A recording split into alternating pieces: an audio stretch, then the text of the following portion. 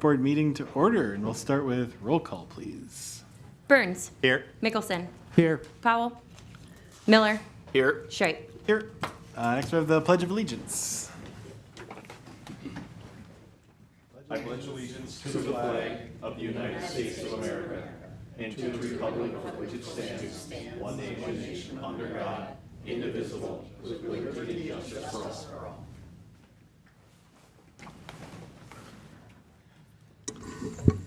All right, and then before we get started, Nick, we have a new Public Services Director we'd like to welcome. Yes, nobody is happier than I am that this gentleman to my right, this is the last time you'll have to deal with the second string as far as me. You got the A team here, but to my right is Zach Swarthout. He started yesterday. This is day 2 as the new Public Services Director. He will be over many different areas, one of which will be the Park Board and all of its activities. So just want to welcome Zach. He's just going to be observing tonight. I told him jokingly, I said, after 5 minutes, I'm leaving and say the meeting's yours, but I probably won't do that. But we're happy to have Zach on board. So please take a moment if you have some time afterwards to just shake his hand and say hi. So thank you. Perfect. I think on behalf of the whole board, welcome, Zach. We're very excited to have you here, and yeah, excited to throw you into the fire. With that, we'll move to approval of the agenda. We'll make a motion to approve the agenda. Second. Any further discussion? Hearing none, all in favor say aye. Aye. Opposed, same sign. The agenda is approved. Next, we have the consent calendar. Notice to the public, all matters listed are considered routine by the board and will be enacted by one motion. There'll be no separate discussion of these items unless good cause is shown prior to the time the board votes on the motion to be adopted by roll call. I will make a motion to approve the consent calendar. Second. Any further discussion on the items? Hearing none, Lisa, please call the roll. Burns. Yes. Mickelson. Here. Miller. Yes. Streit. Yes.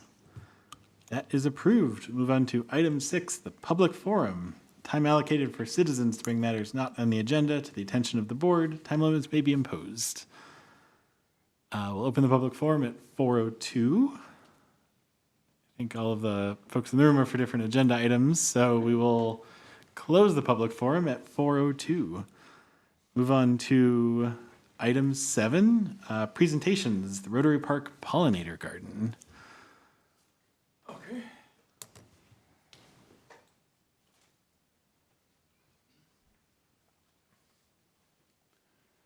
David Winkleman, Tim Quincer. We're proposing that we put in a small pollinator garden at Rotary Park off the end of the south parking lot. And the pollinator garden means it's basically perennials that bloom hopefully every year. And the garden kind of takes care of itself once it's started with a little bit of weeding here and there. And so we have a map here of where it's going to be. Oh, thank you. And there's things like wild bergamot, coneflowers, black-eyed Susans, various types of prairie flowers.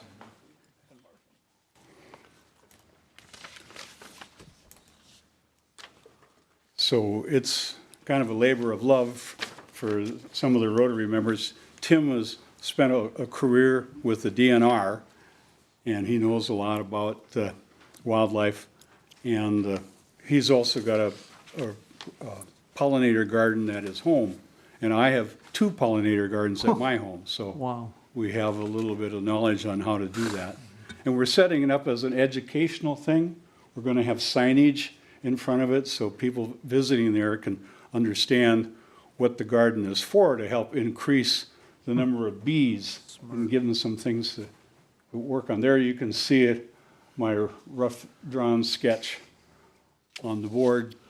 It's 10 by 50 is the dimensions. So we're going to like split it in half most likely, and one half of it we're going to plant fresh plugs this October, and the other half we're going to do a solarizing event and kill the soil with plastic, I don't know if you know what that is, but you put plastic in it, wait a year, and it kills all the weeds and grass and everything.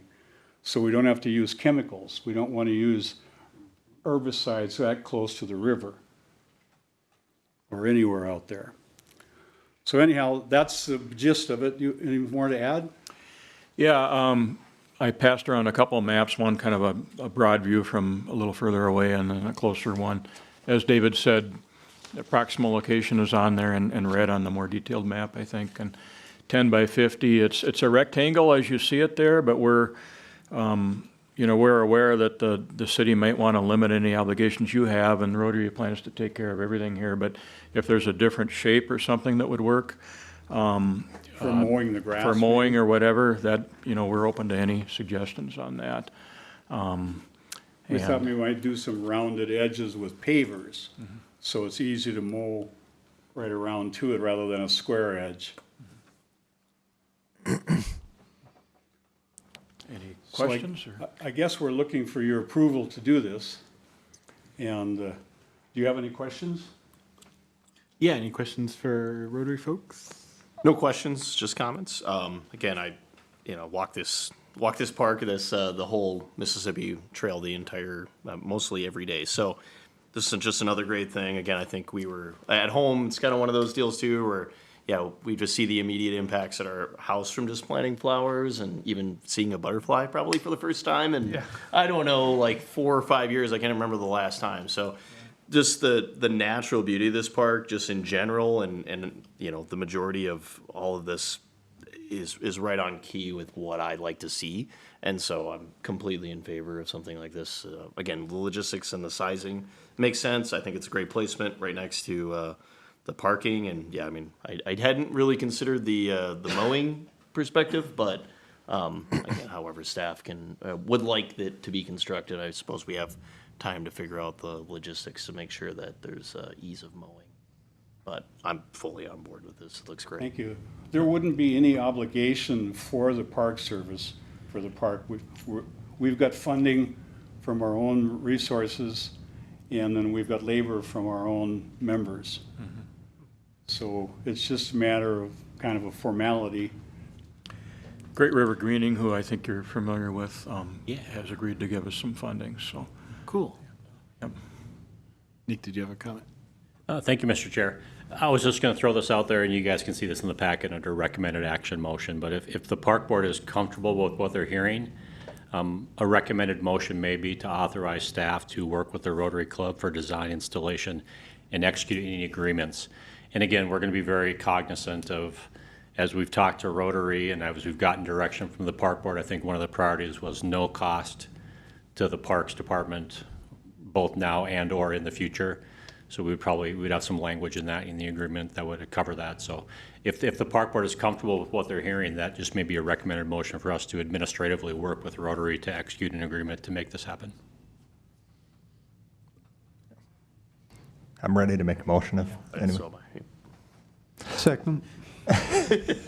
Yeah, I like Nick's motion. I appreciate what you guys have brought, and I would make that motion to direct staff to work with Rotary Park and the installation and planning and long-term maintenance of this project. I will second. Yep. Any discussion? I quickly want to echo, thank you for bringing this forward. I think it's going to be great. Oh, sorry, go ahead, Nick. Would that motion include authorizing staff to execute an agreement reflecting such? Yes. Yep. Yes, it is. Yes. Continue to second there. Yep. Just want to double check. All right. Just thank you guys for bringing this forward. Thank I you. think it's going to be All right. Yep. fantastic. Any further discussion? Hearing none, all in favor say aye. Aye. The same sign. That is approved. With that, we'll move to item 8A, Park Special Events Policy. Thinking James? Thank you, Mr. Chair. So City Council approved Special Event Ordinance 1604 at their July 6th meeting, which requires special event organizers to apply for a special event permit on public property. Special event policy before you is separated in 2 sections, parks, and there'll be later a streets and parking lot section. City Council reviewed the policy and had no comments other than the park section should be approved by the park board. A few items to clarify from the last meeting. I did tune into it. Applications that have been turned in prior to the policy going into place would not be subject to these policies. I did add a line to kind of further clarify that in the policy. They would be subject to any existing regulations that we have. And also the deposit in the policy is for special events only. It would not apply to private pavilion rentals. So with that, from the last meeting, it seemed like the park board was generally in favor. Didn't have too many other questions or directions to change things. I can certainly answer any questions. Things could be changed tonight as well, but staff's recommended motion would be to move forward with the special event policy park section. Thank you, James. Questions, comments on the policy? Oh, I'd like to make a motion to approve Second. that policy. Second again. A motion and a second. Any discussion? Only thing I would add, I think, James, if maybe we could roll, or Nick / eventually Zach, if we could roll maybe a review of this into our fee adjustment or analysis at the end of the year, just to take in any feedback we've gotten, like, oh, the deposit's too high, things are complicated, whatever the case is. Just so we're touching it once a year and we feel like we're keeping it up to date. But yeah, any further? Yeah, to your point, I think, yeah, if we end up needing, as the city, need to come up and clean things or something, like we're seeing some people that trash the joint pretty consistently or whatever, we're not outlining. I think that's the one main thing, is the cleanup after special events. I mean, we saw that with concerts and things like that.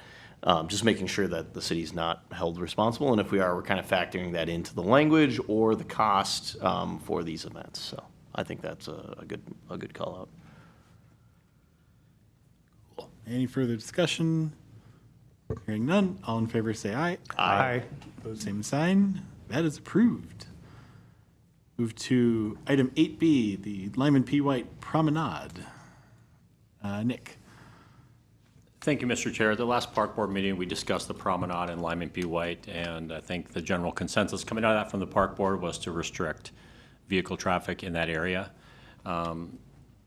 Since that time, and for those of you who don't know, our Public Works Director, Paul Sandy, he did a stint in the private sector, but he was also with the city years ago, so he has some contacts that I certainly didn't have. But so since the last park board meeting, he did come to me and he said that the promenade was actually designed and constructed to accommodate vehicle access. During the park's development, the park board authorized additional grant funding to install a thicker driveway-style concrete surface specifically to support vehicle traffic associated with park operations, food trucks, vendors, deliveries, etc. So in light of that new information, park board can we could still revise the policy and restrict all access to that area. We could go to with the original design to allow the way it was designed for food trucks in the promenade area. And then whatever you guys decide, I think it would be prudent to draft up some type of a policy that kind of outlines this, so a consumer of this would understand what the rules are, what the do's and don'ts are, and when they can't do things. But I just wanted to reintroduce this to the park board, see if you had some different thoughts, knowing that it was designed for vehicle traffic. And with that, we're just want to hear some discussion from the park board. Yeah, thank you. Questions, comments, thoughts? my thoughts, comments on it are it's not necessarily always just the vehicles driving on it and the risk of damaging the concrete as much as it's also like vehicle maintenance. If there's an oil leak or if they're dragging something that could scratch the surface, I don't want to be in a park that's got a big oil stain in the middle of a really nicely designed area as well. And I just kind of go with the consistency here. I mean, the inlet's really nice, the walkway's really nice for transporting things. We honestly, the few events that we have run, the food trucks have been able to park really great. I mean, a little bit further away from the amphitheater, but the usage and the location of the food trucks have been pretty good. So I'm kind of all for keeping the consistency of the no vehicles inside of the parks, unless, you know, they're in a parking lot.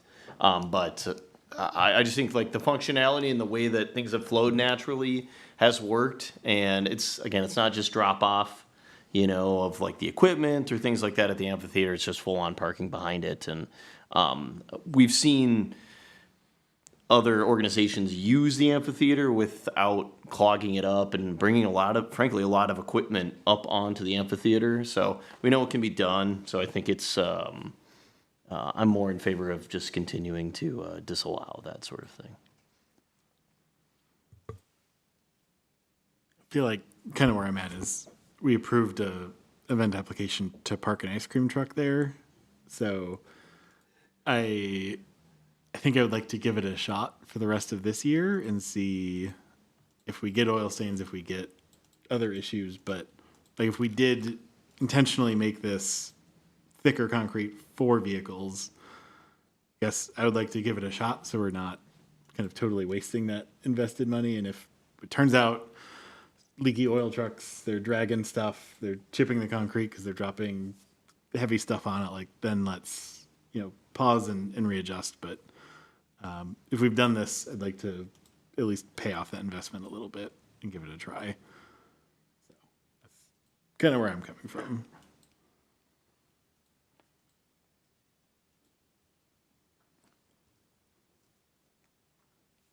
Well, I'd make the motion that we go along with the proposed use of the sideway, the cement is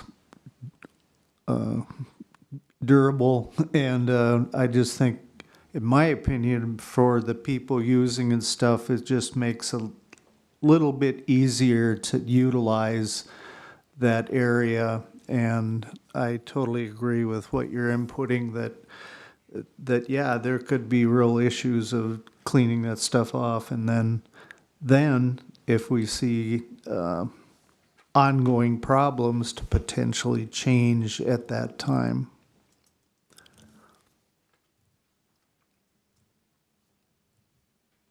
Is that a motion or a comment? I just want to make sure. Oh, I'm sorry, that's a motion to go with the new plan. I will second that motion. If some- Yeah, I just, my thing is with this is that, again, being a person who walks that park almost every day, we can't really control the people that are skateboarding and things like that inside of that park already. I'm totally on board with giving it a try, given that the design of it was intended for this.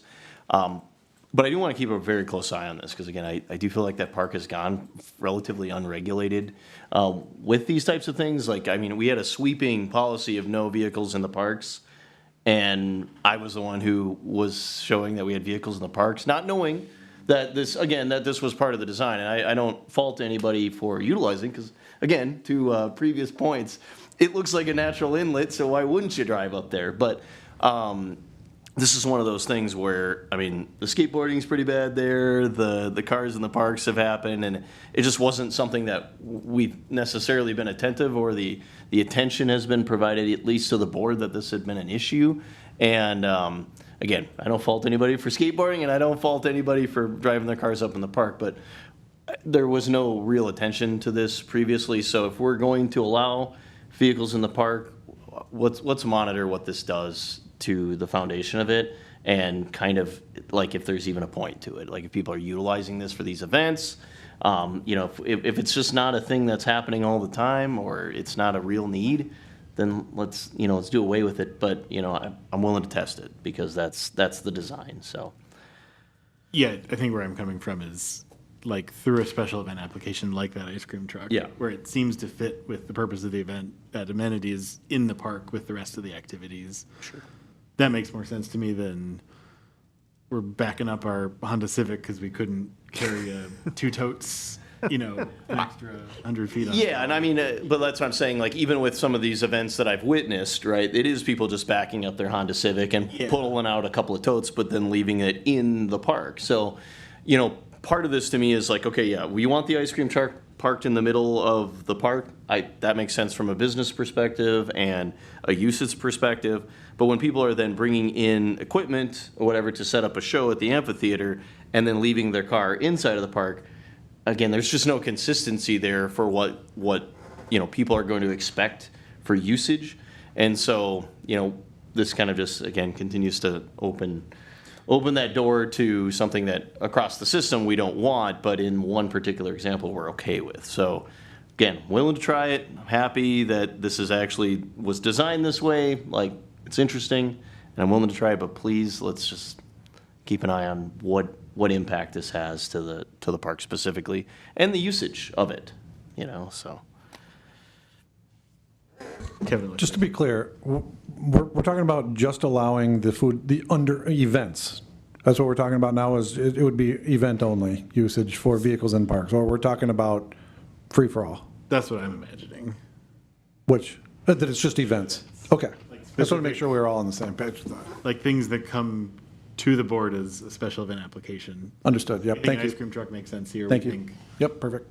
And that's how I understood it as well. So I just, yeah, it's one of those things, like, my two examples were specifically for events. Like, I mean, again, people are utilizing the amphitheater, and, like I said, parking in there, whatever, backed up to it. But again, willing to test it. Events only. I feel like, John, your motion was we've maybe diverged a little bit from when you made that. I think it's good, we're coming to a consensus, but what are your thoughts on, we allow vehicles in Lyman through the special event application only? I think, yes, that's how it should be, what you're saying, through the application.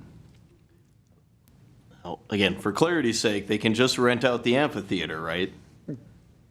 And then not be required to have a special event permit. So. That's a good point. So now we're talking about the rental of the amphitheater or a special event inside of the park. Both, yeah. Yeah. I'm thinking Okay. just, like, you have to fill out the special event application, because that's now a process we have. But if they don't have, but it's not a special event if there are less than 50 attendees, right? Right, in which case I don't think you need a vehicle in the park. Well, it's getting a little tricky now. So yeah, I'm just kind of trying to make this so that it's clear. Because again, we're making an exception to a system-wide rule for one park for special events only, and not the rental of the pavilion or of the amphitheater. Okay.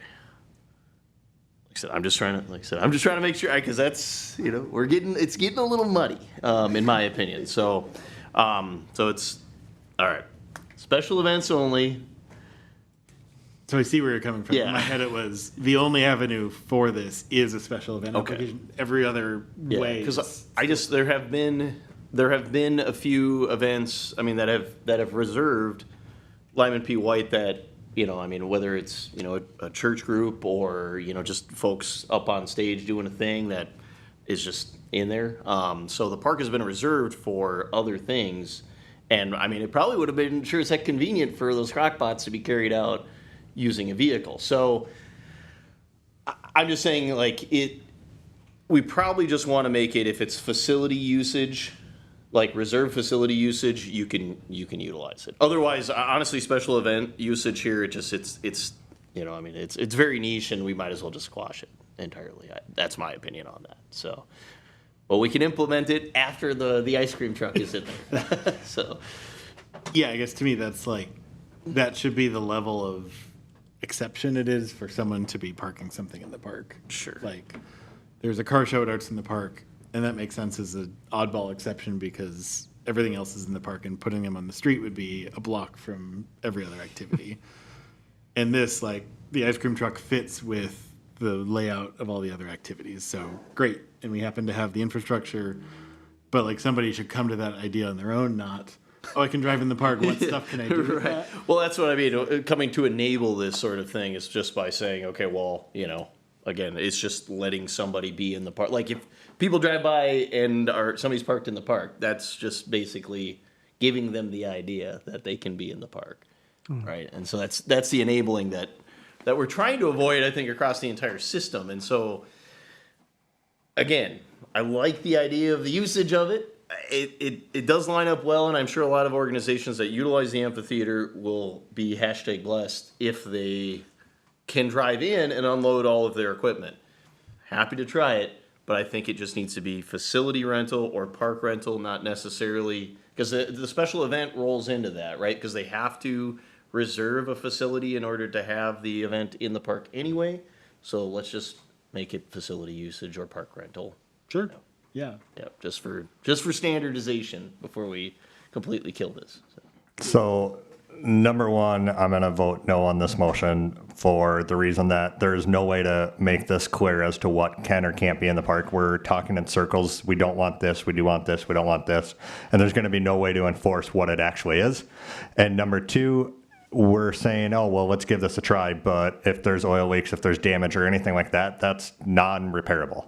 So trying it to see if something that we don't want to happen that we can't repair is pointless.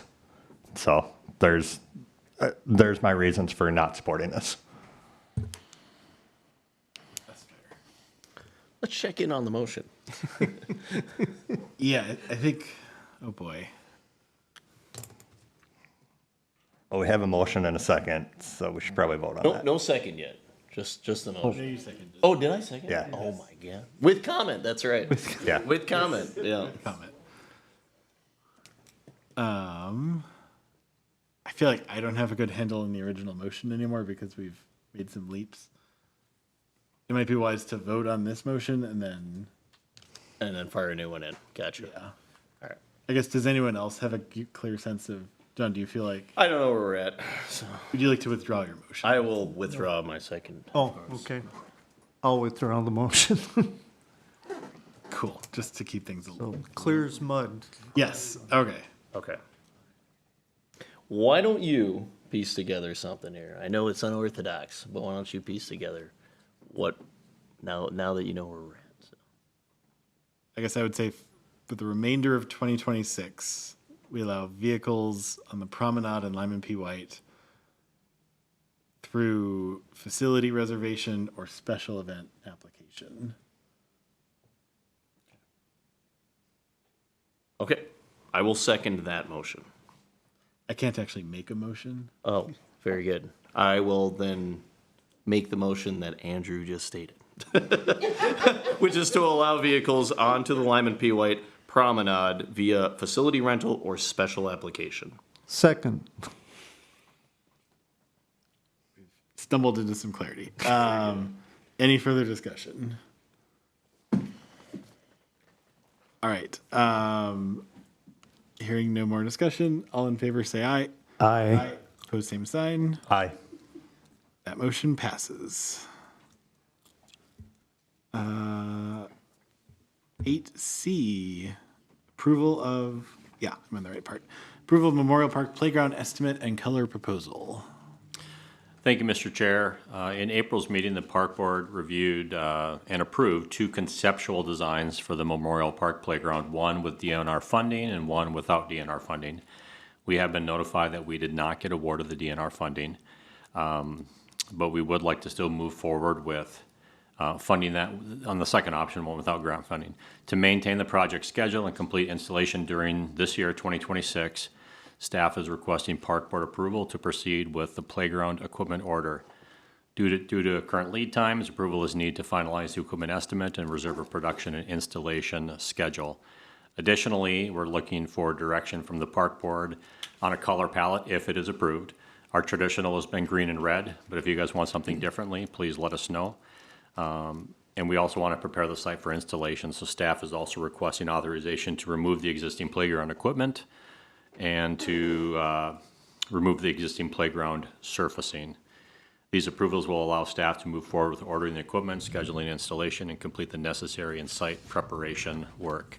So we're looking for a motion to approve the Memorial Park Playground equipment estimate, authorize appropriate city officials to execute the estimate and associated project documents, approve the playground color palette, and authorize staff to remove the existing playground equipment and surfacing, complete all necessary site preparation, and proceed with installation of the new playground in accordance with the approved project budget and schedule. The financial impact is $100,000, and this is budgeted. Thank you. Thoughts, comments, questions? I'm just going to make a motion to approve the playground equipment estimate and authorize city officials to execute the estimate of associated project documents and approve the playground color for our generic park standard green and red. And authorize staff to remove the existing playground equipment and surfacing, complete all necessary site preparation, and proceed with the installation of the new playground in accordance with the approved project budget and schedule. Second, and I'm glad you read that. Hey, this was a lot clearer, all right? Any discussion on this?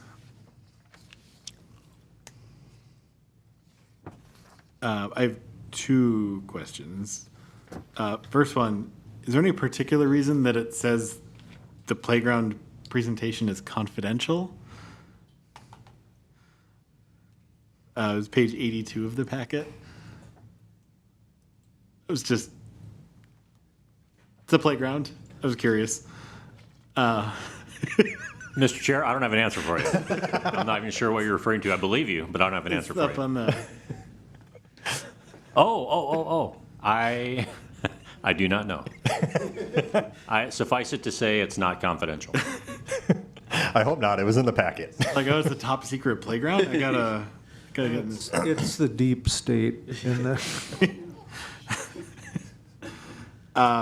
And then, second question, the estimate says this is state contract 21809. Is that a Sourcewell contract or is that something through the state? I would assume they can go out for, use the state contract, that they don't have to go through the regular bid process. So the state has bids where you can purchase equipment So the state through owns the that state. contract, not. So yes, that's the state, I'm assuming it's the state bid. Cool, That they thank you. used. Should have you here more often, Connie. No. All right, any further discussion? Hearing none, all in favor say aye. Aye. Opposed, same sign. We're gonna get a new playground.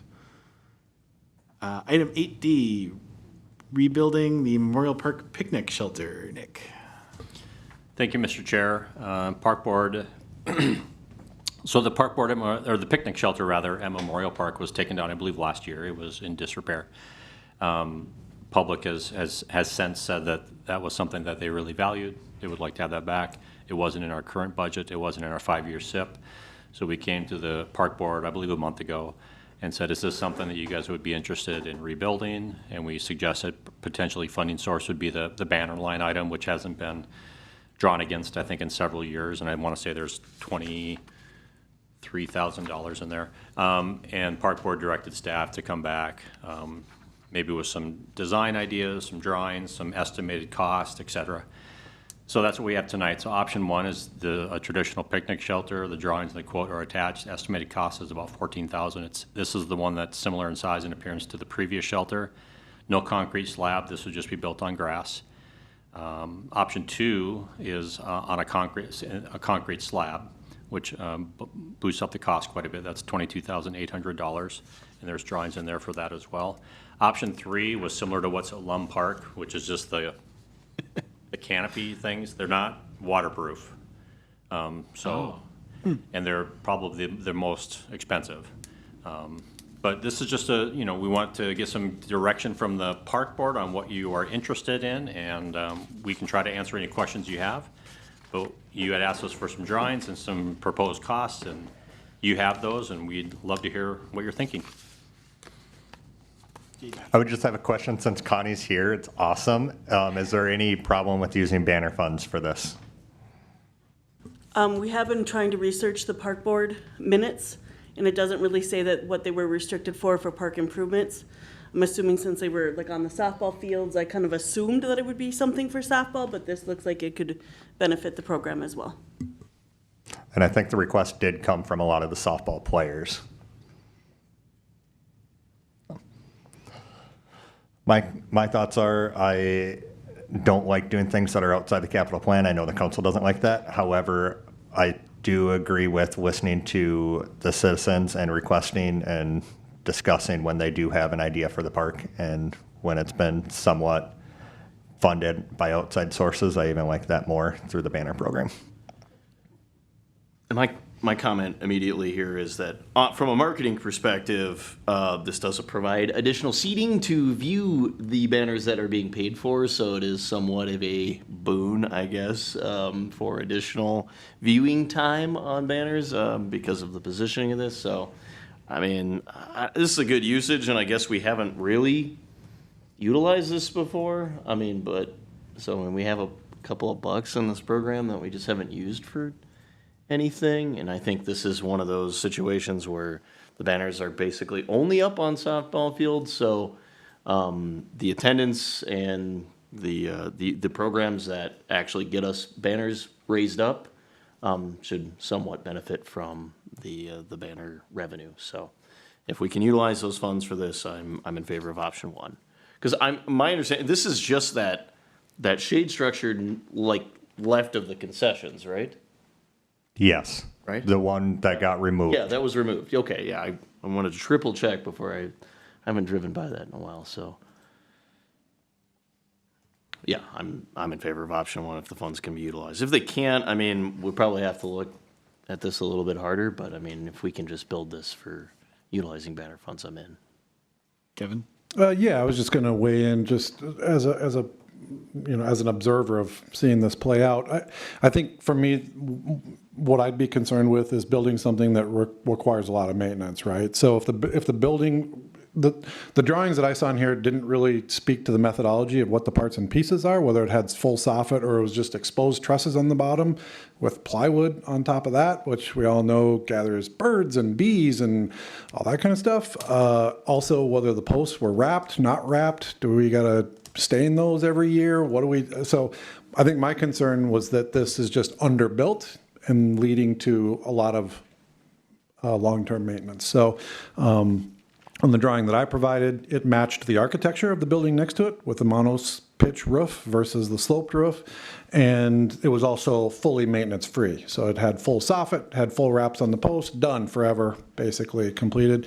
You guys obviously can do what you want, but that's kind of my concern with building a structure that's just very, very rudimentarily built. So that's all.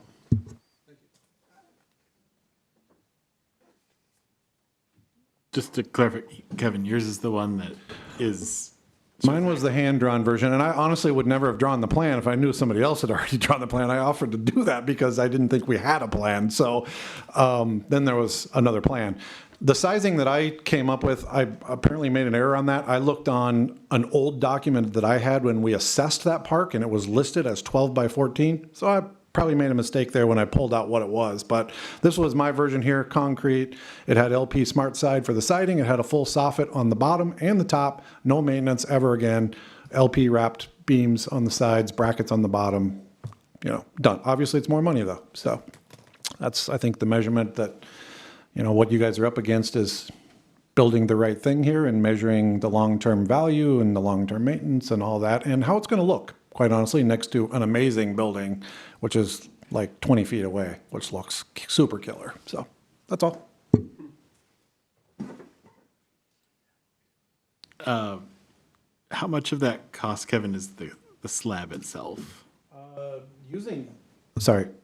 Using their math, my estimate was that the slab was around $7,000, but I'm not sure if, they went from 14 to 22. I'm not sure that was just that. It may have something to do with sonotubes and something subterranean, subterranean concrete. I'm fuzzy on that, but I drew it as a floating slab, which by my math, and again, my size is maybe incorrect to the other version, and that may be leading to the gap that's exposing itself here, but the slab, in my opinion, should be between $5,000 and $8,000. Did we get this one bid? I can't speak to that. I just turned in the drawing because I didn't want to get yelled at. And this is the one that's roughly 22.8, option 2? Yes. Oh, there you go. So one of my thoughts is that's like close to the total we have in that fund.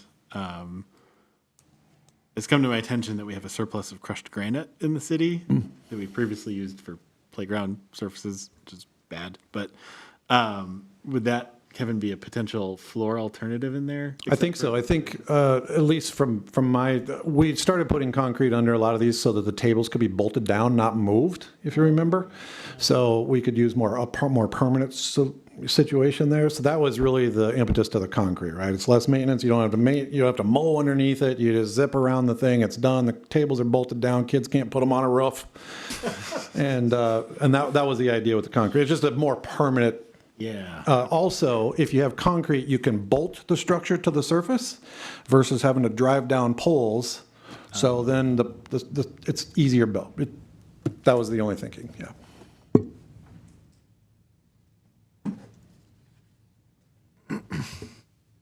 Yeah, I think my concern with the first option is it's going to be more maintenance than we expect. And so far, we've done a good job as a board of only adding things to our system that either we get rid of when they need to be replaced or are very long-term. So seeing and hearing some of Kevin's concerns give me, I think, pause that, well, it's appealing because we have that much money. We also have a pretty shorthanded maintenance staff, and saying, oh, you have to mow in and around these tables on option one, it starts to get to be, we're paying for it in different ways. And I'm just guessing that what those surfaces are. The plan just doesn't really say. So that was my concern. So maybe staff knows that this is either open on the bottom, not open, has soffit, doesn't have soffit. What all are the posts wrapped, not wrapped? I just don't know. So that I was raising that as a concern, not saying that was fact. So No, when I was looking at that, the agenda request says option one is grass. okay. Oh, I was talking about the poles and the siding and the soffit and all that kind of stuff. Oh, I see. Yeah, it was just purely the grass. Like, staff is already at capacity. Got it. So, like, grass alone is Yeah, and starter. And when I looked at the hand-drawn plans, the dimensions of the slab were 12 by 14, so I didn't think that was option two. Because this is based on a 16 by 24 foot shelter, so I didn't even think the hand-drawn plans were in the estimates. So, and again, I don't know how that works, right? This could be technically a 16 by 24 shelter on a 12 by 14 inch slab, or 12 foot by 14 foot slab. I don't know, but that's where I was at. I was like, oh, this is just your signature drawing. So I was like, this is, but I didn't see this in any of the variations. So that's why if we were going to do one, that was why I favored option one, just simply because I'm like, well, we get a lot more bang out of the 16 foot by 24 foot, but I was looking through this, and that was the estimate here. So I wasn't entirely sure. So I have a motion that I'd like to put out. I would make a motion to direct staff to look into option two, final pricing, more firm pricing, just as that does butt right up against the money we have, and bring that back at the August meeting. Confirm the dimensions of everything. yeah, I was gonna say, can I comment now? I think I think I would like a second. Yeah, you know what? I'll second that. Because with comment, is that simply, I like the thought behind that is the longevity. And again, I'm not a mason or a carpenter, so I don't know necessarily when how a structure will be built to last. But if you believe that the structure would be better, I'd like to see a more fleshed out plan on the 12 by 14 shelter idea. So that's where I'm at. Yeah, and maybe there is different size options that would help that pricing. So these numbers are based on the actual size that we want, not the 12 by 14. Oh, okay. So it'd be 16 by 24. So it's a 16 by 24 version of the 12 by Yes. 14. Okay, shelter. Oh, cool. Okay. If that's the case, then in my opinion, the money's nicely balanced. If I remember right, we haven't used, because Advantage donated the cedar shakes in the roof. So I think we have that money unspent in our budget for this year.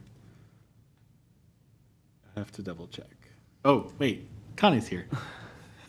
You're gonna really regret coming to any more park board meetings. I believe in our capital budget for this year, we had money to replace the roof on the stone arch thing in Lum Park. And that was, we had money donated for that.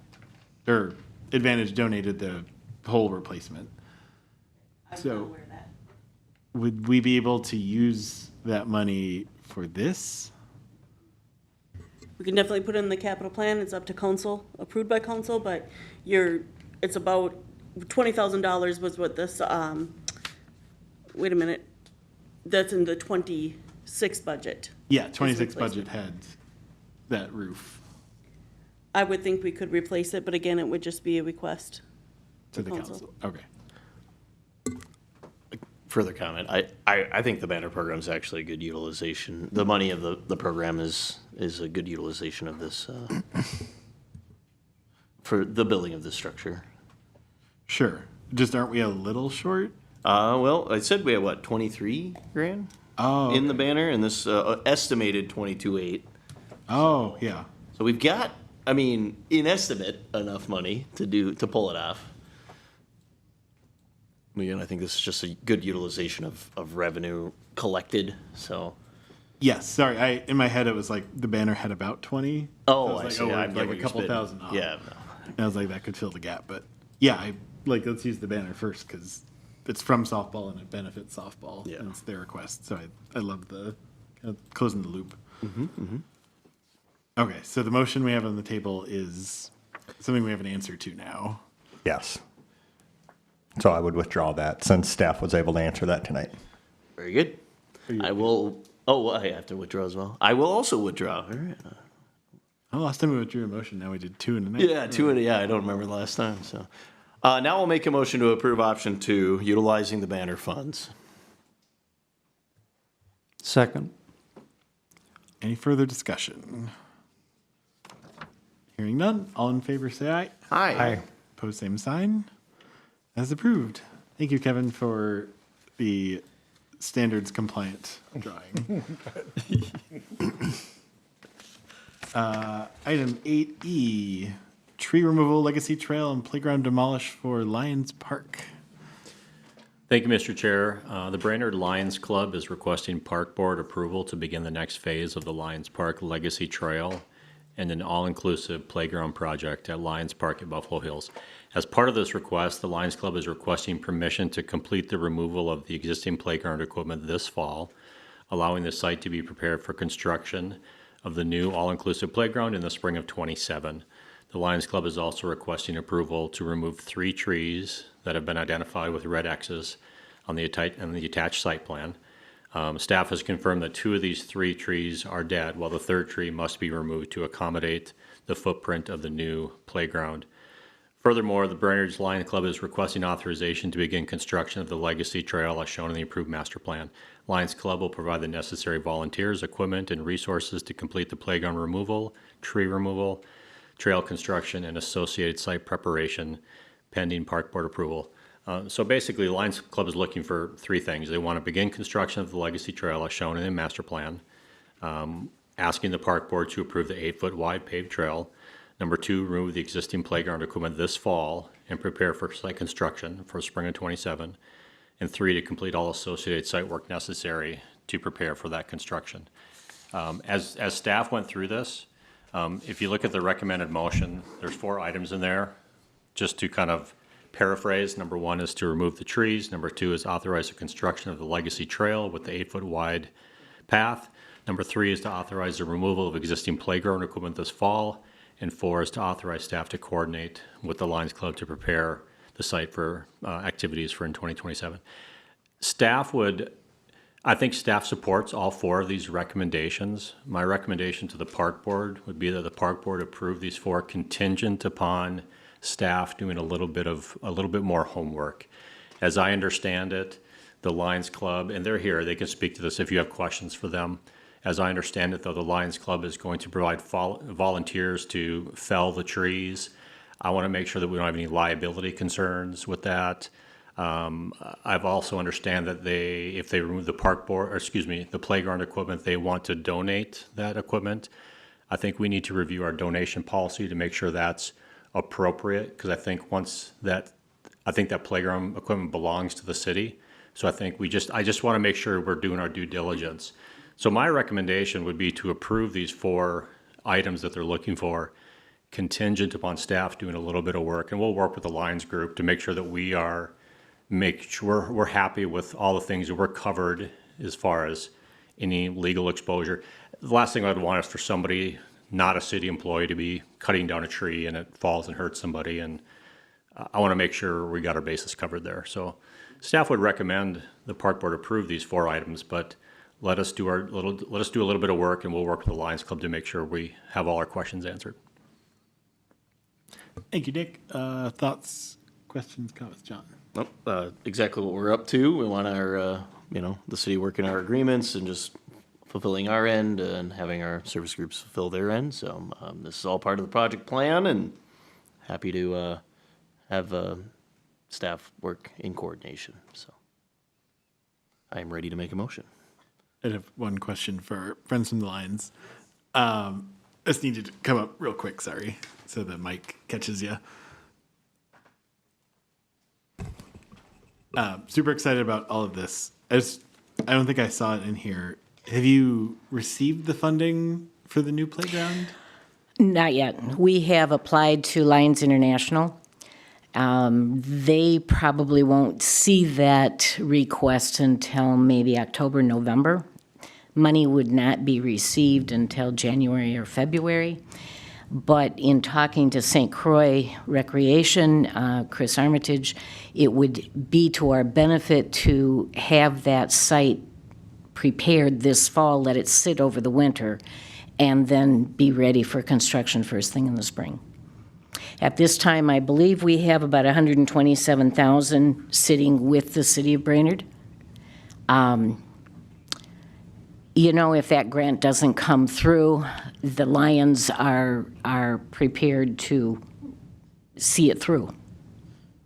Okay, that was just my one concern was Right. we get the playground. And we don't, because it's a matching grant through Lions International, I can't go out and apply for a whole bunch of other grants.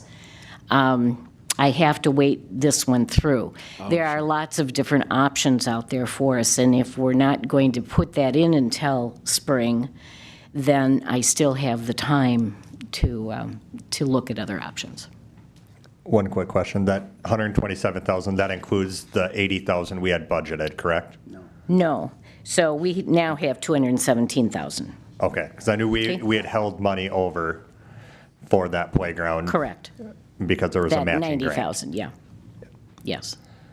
So at 217,000, our total project, just for the playground itself, it ended up being, I think, 265,000, 275,000. So, like I said, we can do it if we had to. Sure. Oh, yeah. Yeah. Okay. Yeah, I didn't want to approve getting rid of the Exactly. playground and then, right, because it's totally out of your hands. I get it 100% because we don't want to have a hole in the ground out there, and we would never do that. But frankly, I think a lot of kids would just play in the hole. So there's Exactly. worse ideas. And they'd probably have a lot of fun. Wouldn't exactly be ADA approved, however, which is what we're looking for. Not so much. Perfect. Thank Okay. you. Any other questions for me? All right. Anyone want to attempt a motion? Yeah. As far as comments, before my motion is concerned, always comments. But the tree impact is low as we move into the fall, and they want to move it out because 2 dead trees and 1 that maybe is not necessarily dead, but the impact on tree removal is relatively low as we move into the fall, and then by then we'll still have a clearer picture moving in there. So the impact on the park itself, before the playground removal is very minimal, so we can start kind of moving forward on that piece, and then as the fall comes, we'll have a much clearer picture. So I'm still very much on board with all 3 points, and then again, coordination with staff, and of course, the Lions have been great partners the whole time, so it's not like we have a communication issue. So I will make a motion to authorize the Lions Club to begin the construction of the Legacy Trail as approved in the master plan with the 8-foot wide paved trail, remove the existing playground equipment this fall to prepare the site for construction of the playground in the spring of 2027, of course, pending all of those conversations moving up for it, and then complete all associated site work necessary to prepare the project, again, tree removal, and then again, contingent on conversations with staff and additional coordination for the Lions needs. Thank you. I'll second that. Any discussion? One thing I thought of as he was making his motion, Nick, can we have Troy and his team grind those stumps this fall? I assume that's not probably something we want to have the Lions doing, but we have the We could do the that. grinder. Cool. Thank you. We need to vote on it. Yes. All right. All in favor, say aye. Aye. Opposed, same sign. That is approved. Thank you, Lions. Thank you very much. Oh, yeah. All right.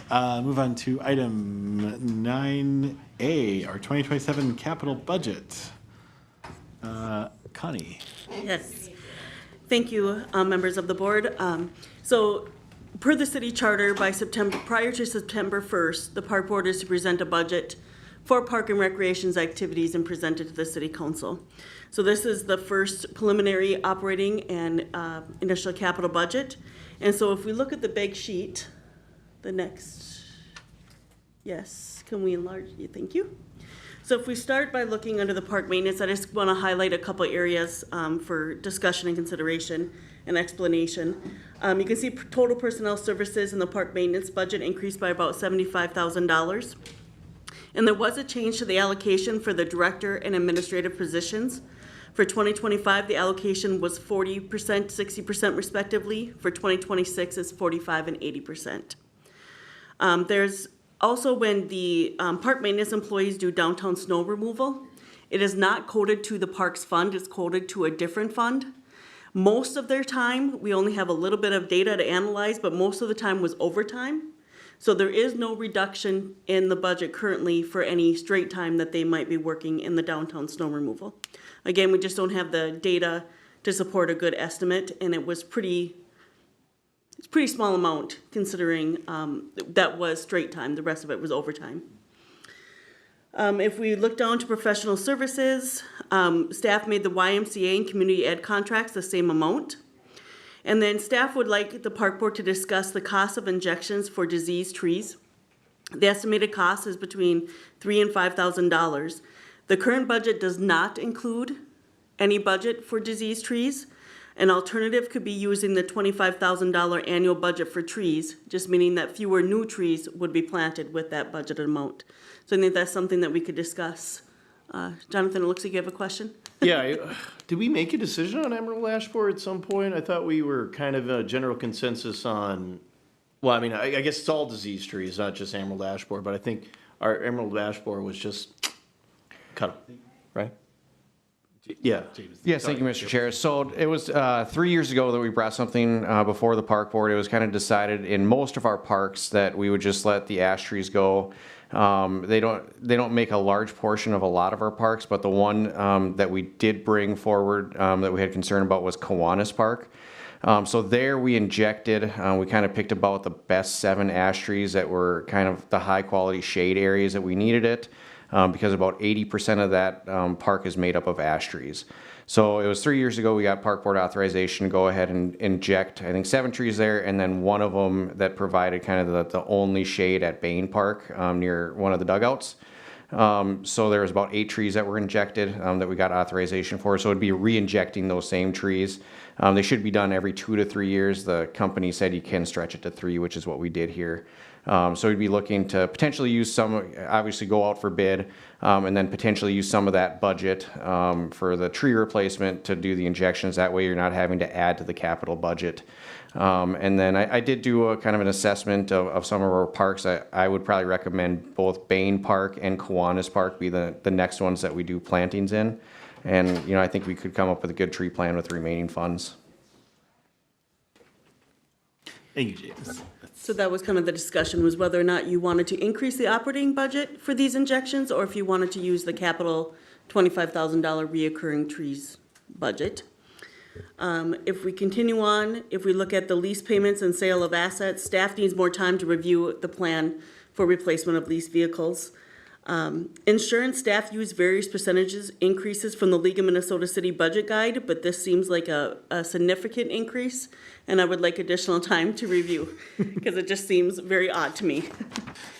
If we go to outdoor rinks, you can see the office or operating supplies, that the budget was lowered by about $1,300, and this was, we removed the skate sharpening equipment that was actually purchased in 2025, so that is why that budget decreased. Special events, operating supplies, that one increased by about $3,000 or $4,000. The $11,000 includes a budgeted amount for a sound system and a new podium. Our understanding now is that we use community action sound system when we have special events. There's something about should we purchase our own, and a podium is just it's seen its useful life. A couple years ago. Yes. So I don't know if that's something that you want to keep in there, but that was something I wanted to highlight for you guys to discuss, that staff just didn't put it in the budget, you know, what kind of the plan is as well. If we look at adult softball, revenue, we've seen a decline in the last years. Basically looking at what was collected for 24, 25, and projected for 26, we're at an average about $38,900. If we look at the last 5 years actual, we're at $43,000, so staff put a budget in there of about $40,000.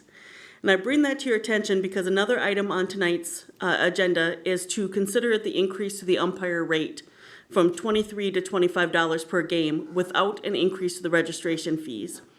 The estimated cost of this increase would be about $2,500 a year, estimating payroll taxes and that kind of stuff.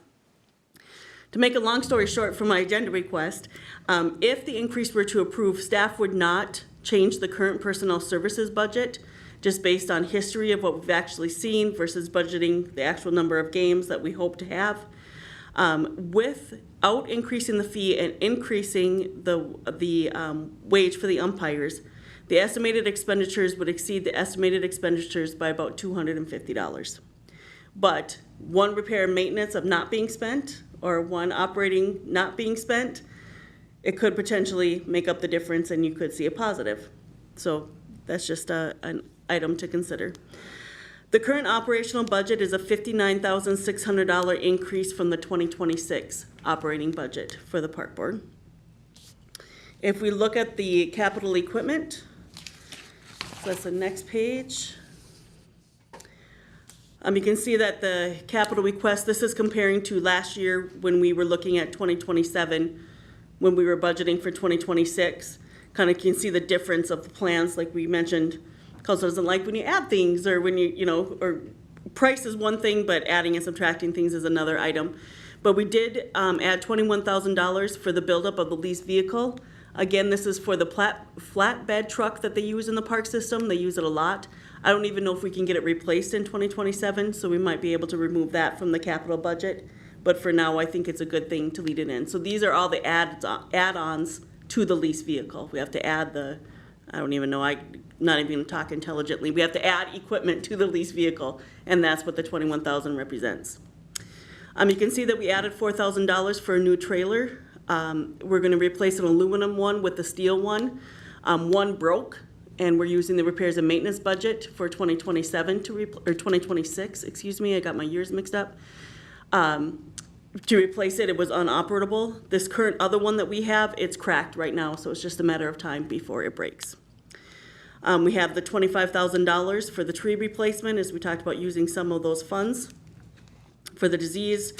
And then security cameras, this is a question from IT that, so this is generally new cameras for new parks. However, Gregory and Memorial are on their own system, where all the rest of the cameras are on a Verdact system.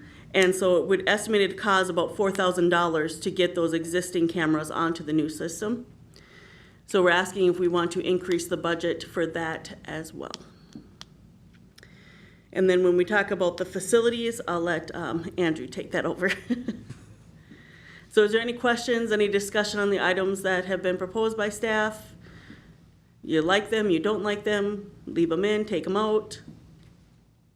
Should we jump back to the trees and go one by one? Yeah. My thoughts on the trees are we just we inject them again and use the tree replacement cost for that and lower how many new trees we plant. I look at that as offsetting needing to replace those and just keeping what we have.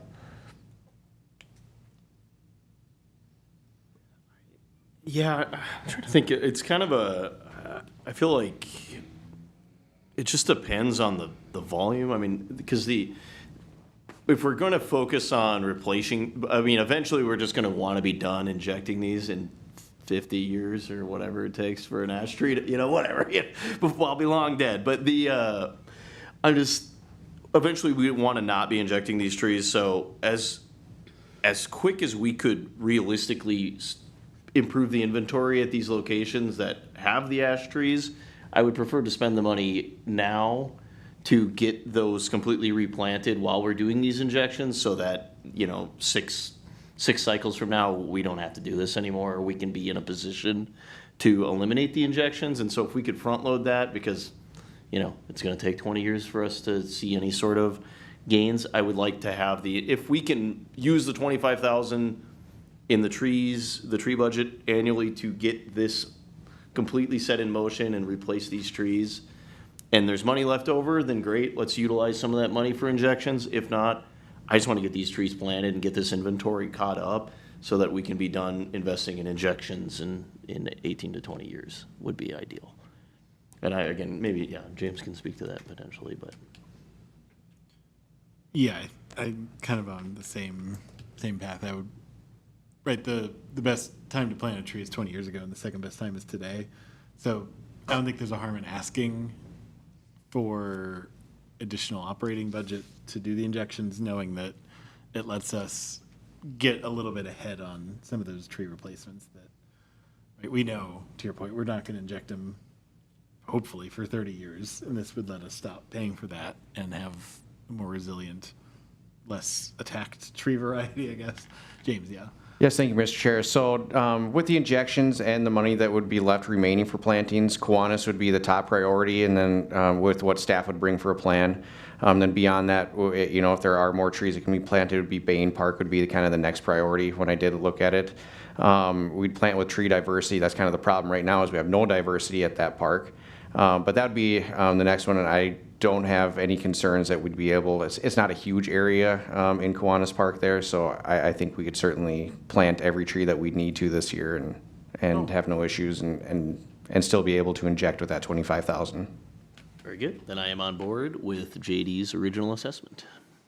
Cool. So we do not want to ask for that. If we don't need it, I don't want to ask. Sounds good. All right. Next was, I think, the umpires. That's a different agenda item. That's a different agenda item. Yes. The next item would be the outdoor rinks was give me. I don't think we really need to discuss that. That was just removing a piece of equipment that we've already purchased. Special events. Let me back up. The other items for lease and sale of assets and insurance, staff will continue to look at those as we move forward. Outdoor rinks was removing the skate sharpening equipment. Special events was if you want to keep the sound system and the new podium in the operating budget. I have been saying for the last couple of years that we need a nice sound system. And as we do more events, it'll be very useful and better communication with the public. Yeah, I think that levels up our internal events. And that podium that's a nice way to call that a podium. Piece of wood. Yeah, I'm on board with the adjustments. That one in there. Yep. Okay. All right, and then it was the umpires. Okay. And that's a whole different agenda items. I was just kind of giving you information that we did lower the budget and our basis for lowering the budget for the revenue, and then how we would handle the increase if you went ahead with that. The other items on the capital budget, I think that we kind of explained why and how we needed them or why we added them to the capital budget. And now I think you can talk about the facilities. One other thing before we go, oh, yep, go ahead. Security cameras. Yeah. Oh, Yeah. yes, sorry. Yes. Is that 4,000 included and 8,000 to transition to the new system? No, that would be an additional. Do we know where the police department stands? Would they prefer it on one system or not? This is coming from IT, and it sounds like they would prefer it to be on one system. So it costs about $4,000 a year to change out 2 park camera systems to the different platform. And the same as cameras and new devices, the software that they would be on. Where Gregory and Memorial are on their own system, and it doesn't sound like it's the best system. So that was why IT is suggesting to change those 2 cameras onto the new system, which would cost about $4,000. So it'd be an additional to the 2 cameras a year replacement. I would be in support of that. I have to imagine there's some sort of savings as well, usually on like, I mean, there has to be some sort of subscription or some sort of interface that we have to pay for to utilize these and, you know, that sort of thing. So, yeah, I'm in favor of getting it all up to date. And then if we're going to make changes to the security camera system, let's just try to sweep it across the system instead of piecemealing it out to individual companies, I guess, going forward. But, you know, that's something, obviously, hopefully, decades away. Perfect. Right, and then I just wanted to address the going forward, the budget process. So, like I said, the park board has to present the budget to the city council prior to September 1st. So we have an option of doing that at the second meeting in August, or we could do it at the budget workshop, which I'm going to request council to schedule. And I'm hoping that they will schedule on the 31st of August, so we hit that September 1st deadline. Hint, hint, hint, hint, Kevin. So you can either present the budget at the second meeting in August, or you can do it at the workshop, which then you could possibly have another park board meeting to discuss the budget if there was anything you wanted to change before presenting it to council. And don't have to have a motion, just kind of what you kind of think. Because Andrew, you will probably present the budget as the board president. And so it depends on how comfortable you feel and how ready you feel if you want to do it the second meeting in August or at the workshop.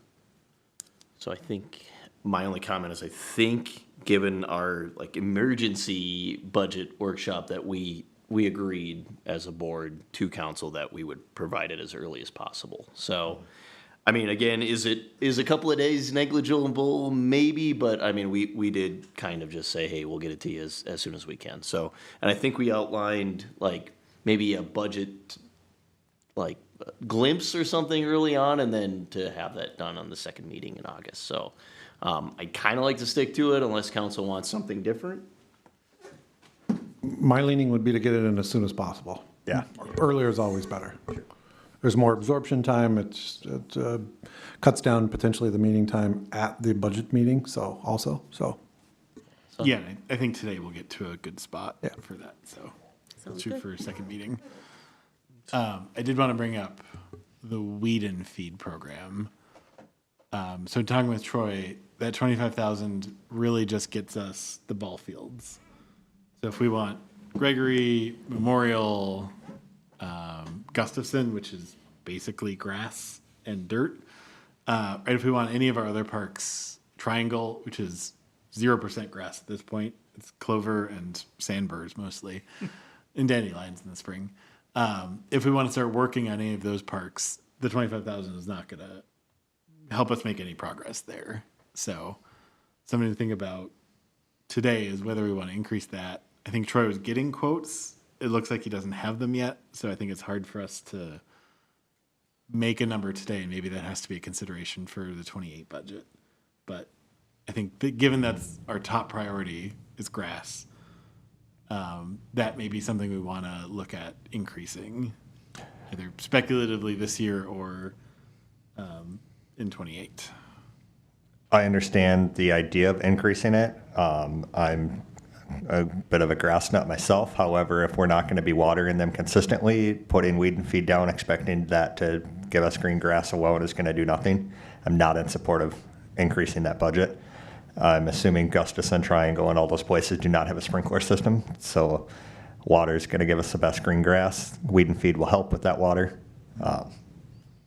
I love grass. I want grass. looking great in all of our parks, but we are also at the mercy of Mother Nature. Fair. Kevin? Yeah, just real quickly, you need to dig into this a little bit, but you could also weed, but not do the feed. So you could do something in the parks that are not irrigated to just cut down on the invasive species, but not necessarily add feed that would then need water. So someone would need to kind of dig into what that looks like and what the cost is of that, but weed and feed don't necessarily have to be together. So just food for thought, maybe. Yeah.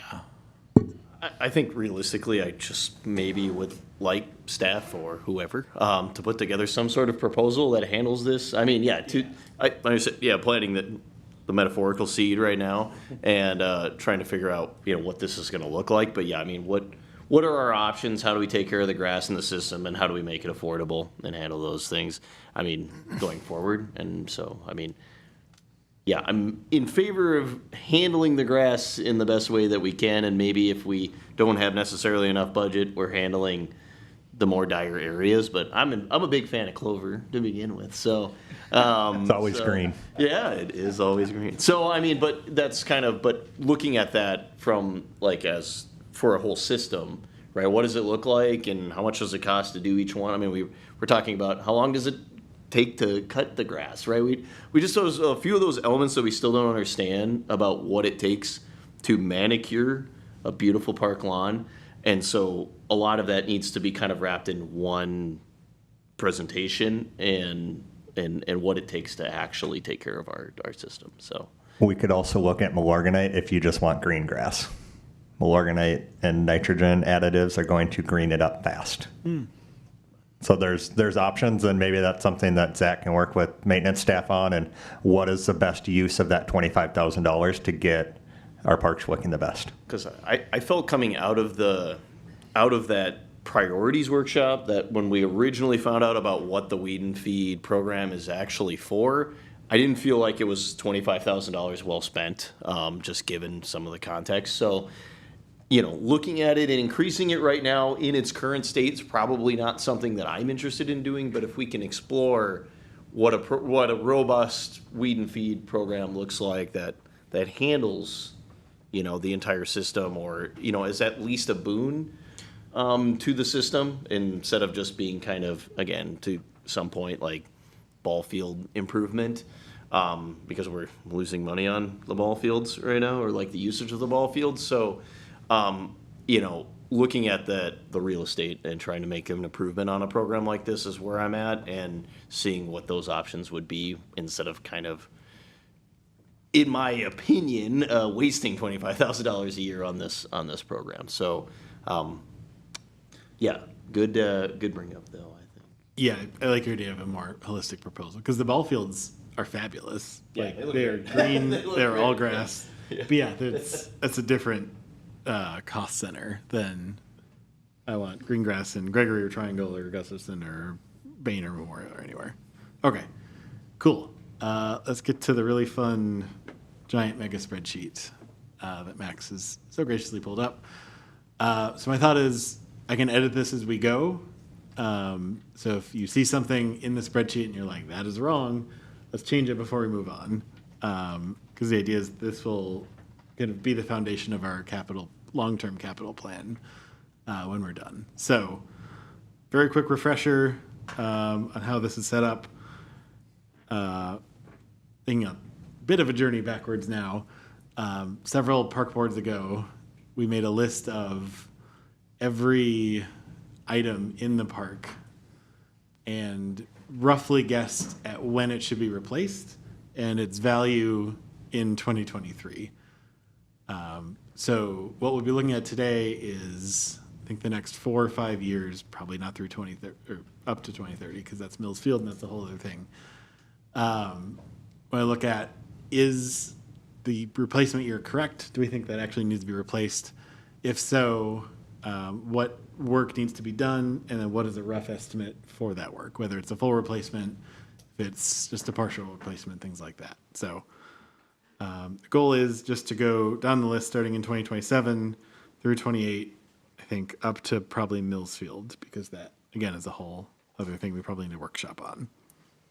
Does that make sense? Cool. The screen share is working. We're living in the future. All right. Our first 2027 item is the Memorial West parking lot. So this is what is facing our soon to be very nice picnic shelter. It is in rough shape, I think is a good assessment. Our plan at the time was to convert that to gravel because we didn't want to find the hundreds of thousands of dollars to pave it. Questions would be, one, is it bad enough we need to replace it now? Two, do we still want it to be gravel? James? I'm there every week. I don't know that it needs to be replaced right now. I think we've got another couple years yet. That, and I think part of that early conversation was with the skate park potentially going in. What does the footprint of the skate park look like, and how does that impact the parking lot, and what can come out of that parking lot, or what usage we can get out of that parking lot, and then shrinking it, because a portion of that footprint does still, we are taking a portion of the parking lot away, but then applying the footprint of the skate park, which, I mean, I would assume a lot of those, they would skate over, but a lot of those people are going to drive over and utilize the skate park. So removing all of the parking, or at least a percentage of that parking now, maybe seems less pertinent. Again, the usage of the parking lot now is, of course, not to the maximum, but if we have a large skate park there, we could potentially be hurting for parking. So me personally, I'd like to see what the skate park footprint looks like and the natural flow of traffic and parking that's going to come out of that lot. Does it then need to be restriped and all those things if we're going to let it stay? I mean, the striping in there is pretty terrible, and the flow of traffic might need to, we might need a little update there, but I think that's a negligible amount of money compared to the actual demolition of this and conversion. So I'd kind of personally like to move it a little back, maybe a year or two, just to see what it looks like with the skate park in. So Yeah, I've been there not often this year. I was looking at the trees, and it seemed rough, but not objectionably rough. Kayla, I know you're there a lot. I would agree with that. I think it looks in decent shape as of now, so I think we could push it back. Cool. You thought 1 year? I think 2 years is probably good enough for us to evaluate and get feedback from everybody that utilizes Memorial Field and then the skate park during that time. We can start to understand if the parking really sucks, or if there's just, or anecdotally, if there's enough, right, that we can shave down a portion of it and repair it to gravel. But I also think, if you're going to have two facilities or two potential activities going on in that parking lot, that being able to direct traffic a little bit more, utilizing, actual flow of a parking lot might be a little bit more useful than gravel, than leaving people to their own device. But, Lions Park will give us kind of an indicator of that here relatively soon as well. So. Yeah, just a little, just want to chime in here. I was part of this acquisition or at the time frame on the park board when this happened.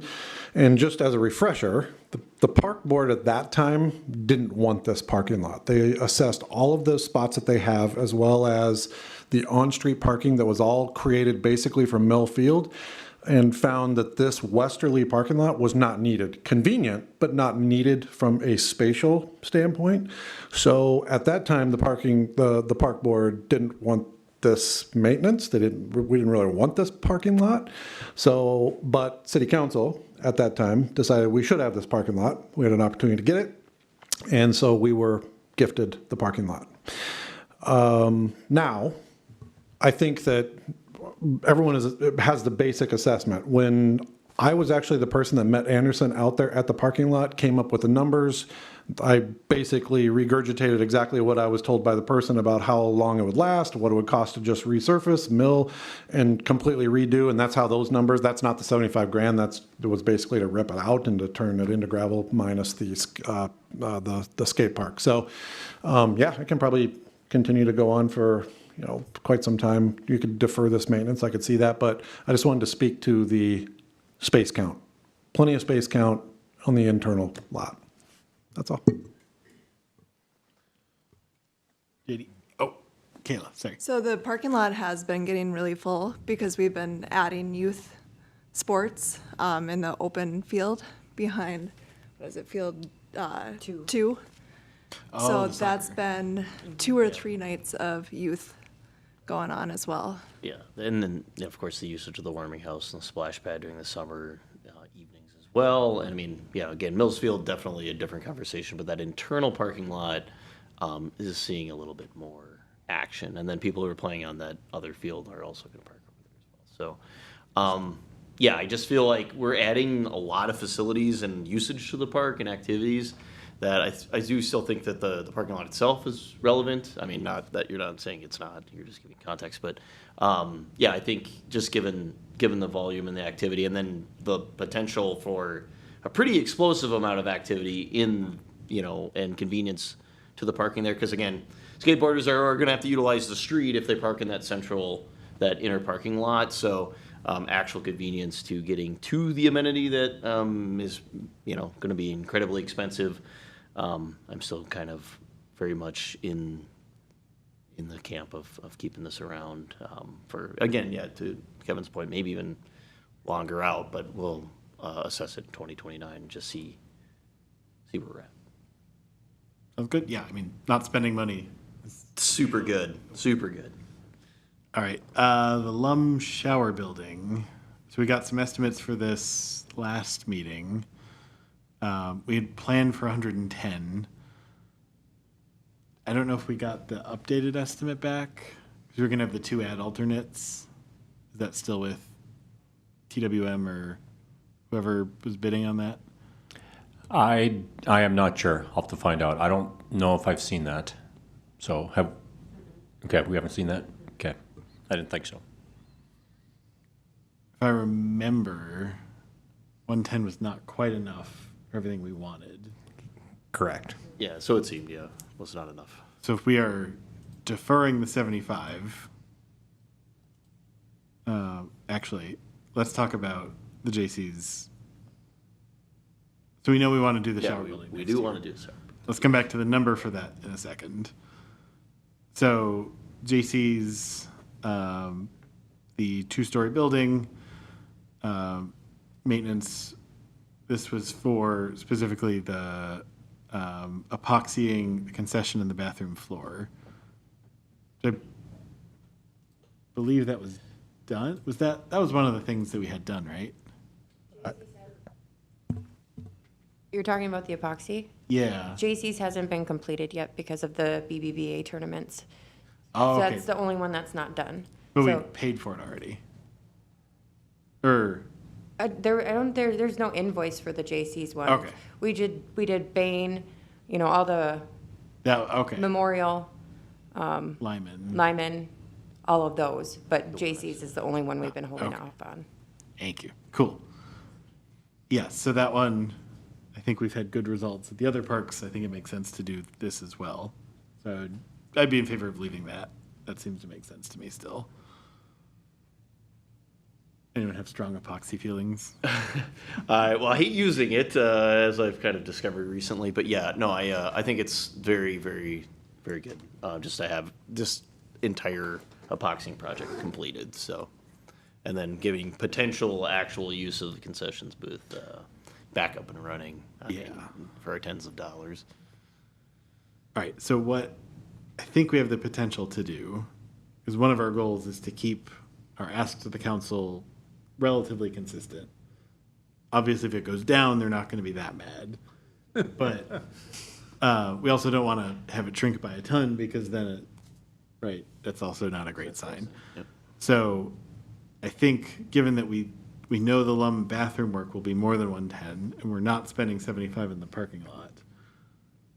Do we increase the Lum amount to roughly what we think it will be, which keeps our ask more consistent from last year's prediction? And then, right, this is now delayed a couple years.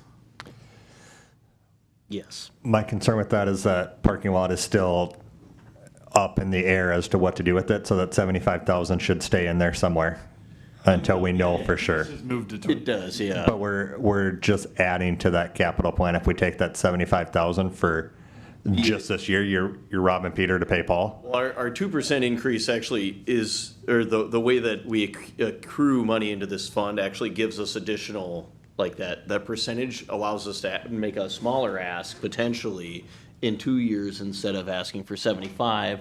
Our 2% contribution might allow us to request less new funds out of that. I mean, if you know what I'm saying, the theory behind it is that we'll have 2 years of additional accrual that our fund will actually be reduced. So we actually have 2 additional years of saving towards this project. So our ask for the project technically is 2 years shorter in dollar amount. Yeah, the longer term goal is that we get to a point where we're not asking council for anything but 2% of the value of the assets in the. Correct, but I also believe that there's more that we could take out of that budget. We're still robbing Peter to pay Paul for this future year and these next couple of years. I mean, if we get into 2028, I think there's $40,000 there that we can discuss taking out and putting somewhere else, instead of saying, oh, let's take the 75,000 we're not spending this year and put it in the one park bathrooms, and then, oh, hey, we're going to add 75,000 into 2029. We're adding 75,000 for one park bathrooms and still keeping that 75,000 in something else. What is the size of the fund right now? I don't. We're looking at the ask. We're not looking at what's in the fund. We're looking at what we're asking from council. We're trying to determine where are these projects falling. So changing the dollar amounts is changing your ask from council. Right, and I think we made the 110 estimate with the best information we have. I'm not debating that. Yeah, that's what it is. But saying we're going to take, because we're not going to spend 75,000 this year, and add that to the one park just to get to where we need to, but we just moved that 75,000 to 2029. You're adding money without, you're robbing Peter to pay Paul from a future year and adding money later. I would rather we take the 40,000 out of Augustus and park for the backstops and look at it that way. I mean, we haven't got to 2028 to discuss that, but there's other options there. Yeah, and certainly things in 28 or 29 are going to move farther out as well. So that's a good point. Kevin, you're our resident building expert. Oh, If you had a guesstimate for where you think that Lum Park work with the 2 ad alternates is going to come back. can you refresh what the ad alts were? It was the second door. Well, the core bid, I think, was the second door and all the bathroom facilities for the For camp. the inside, right? And the ad alternates for the roofing, the soffits, and the. Yeah, the 110 was just basically to freshen up the inside, but didn't really do much with the outside, correct? Yes. Yeah.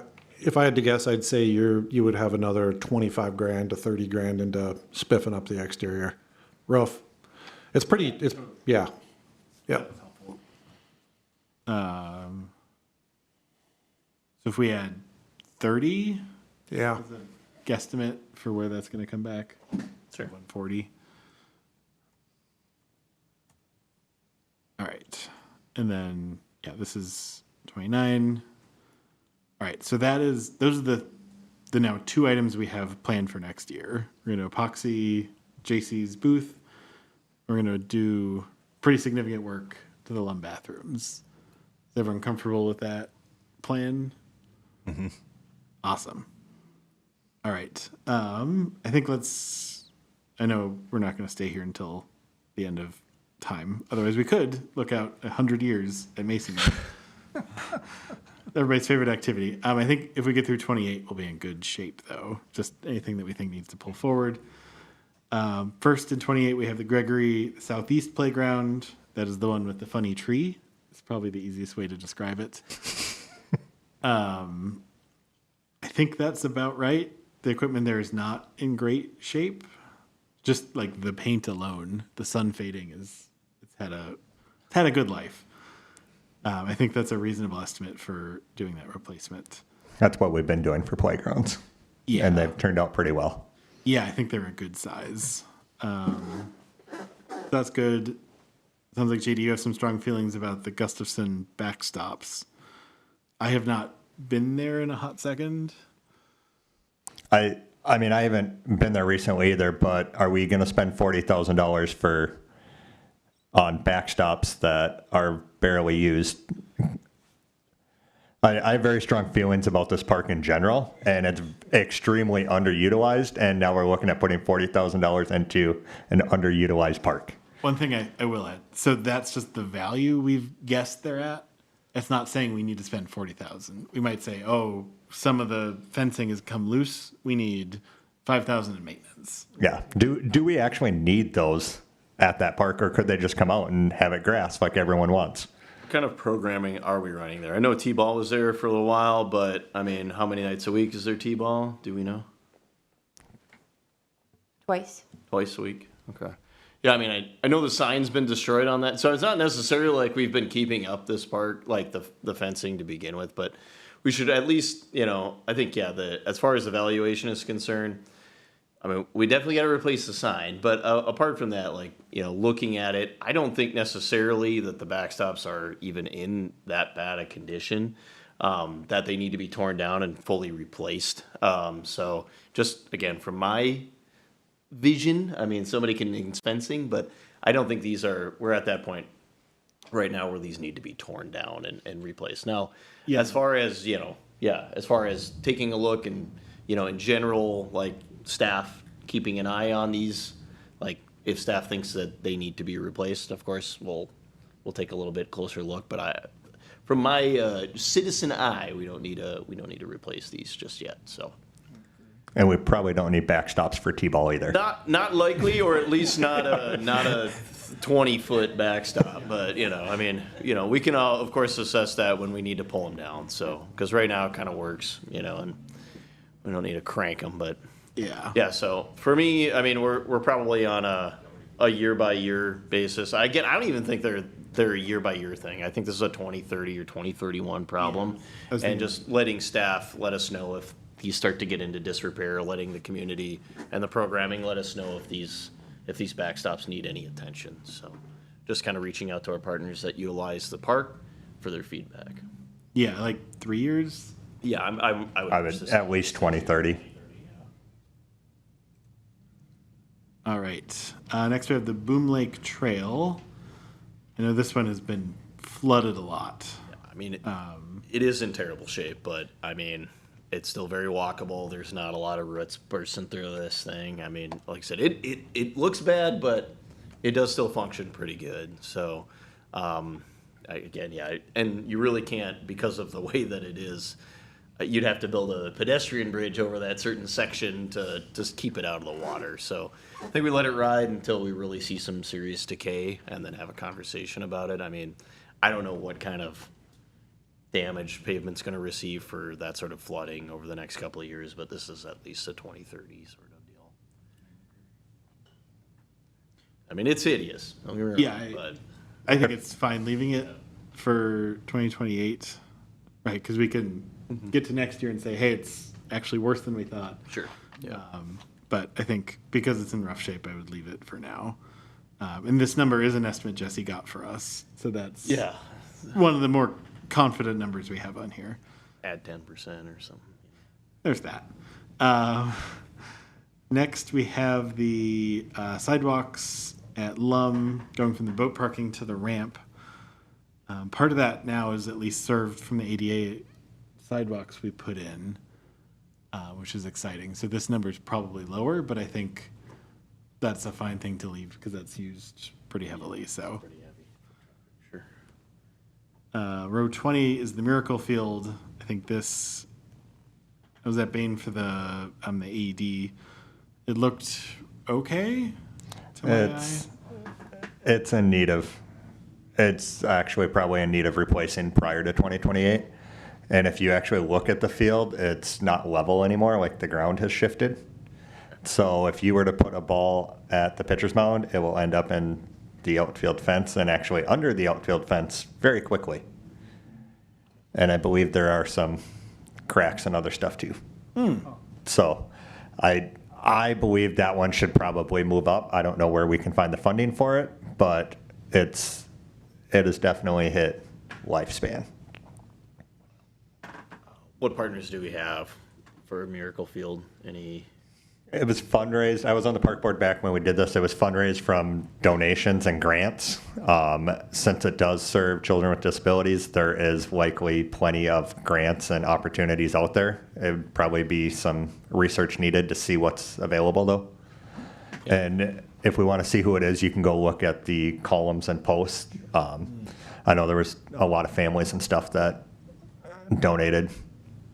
Well, let's get it back. I mean, as we make a push for accessibility playgrounds and things like that, let's keep it in 2028 and probably get staff looking at grant opportunities for restoration as soon as possible. So try to cover what will likely be probably still pretty sizable, even though it's just the surface. Yeah. But yeah, I mean, the surface is probably the most expensive thing. So so we'll try to be really proactive, but keep that. And unfortunately, I don't think you can patch that surface either. I think it's all or nothing. Material seems, not something you can ad hoc. So, yeah, let's keep it there and try to be proactive in getting it replaced. Yeah. The Bain Playground, I think that one feels very similar to the Gregory Playground in terms of age. Some rusty bits. It's very sun-faded. Feels like it's had a good run. I actually put that one ahead of Gregory, but I have not been to Gregory as recent. Maybe we could have staff check those two playgrounds and see which one is in need of being replaced first. If one could last a year longer. Yeah. I'm more on board with Gregory. The volume of play and just the utilization just seems a lot higher. I mean, again, anecdotally, I don't have a ticker counter, but from that. And I also have a thought with the Bain Playground, just given that the Miracle Field is there, that maybe that blueprint, that footprint does have some accessibility feature ideas. Just given, I mean, that was always a thought of mine. So we're going to replace this. Maybe we're spending a little bit more than $100,000, and I maybe like that an accessibility theory on that playground, at least a part of it.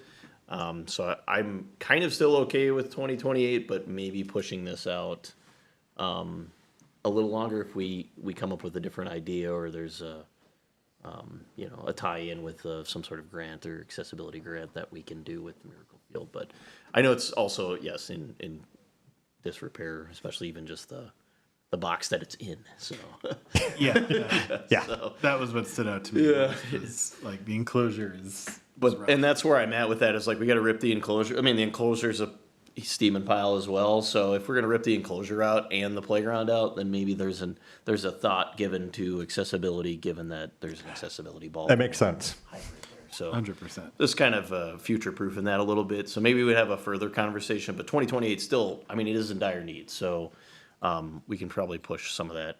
But the conversation with Miracle Field does give us a potential for additional grant if we can combine the footprint, perhaps. Cool. All right, so that feels pretty good, I think, given the time. If anyone has strong feelings about 2029, feel free to email. Oh, I Gavin. just had a quick question.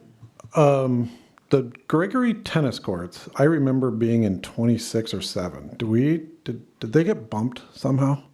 They're bad. The court with 2 or the court with 3? The south courts.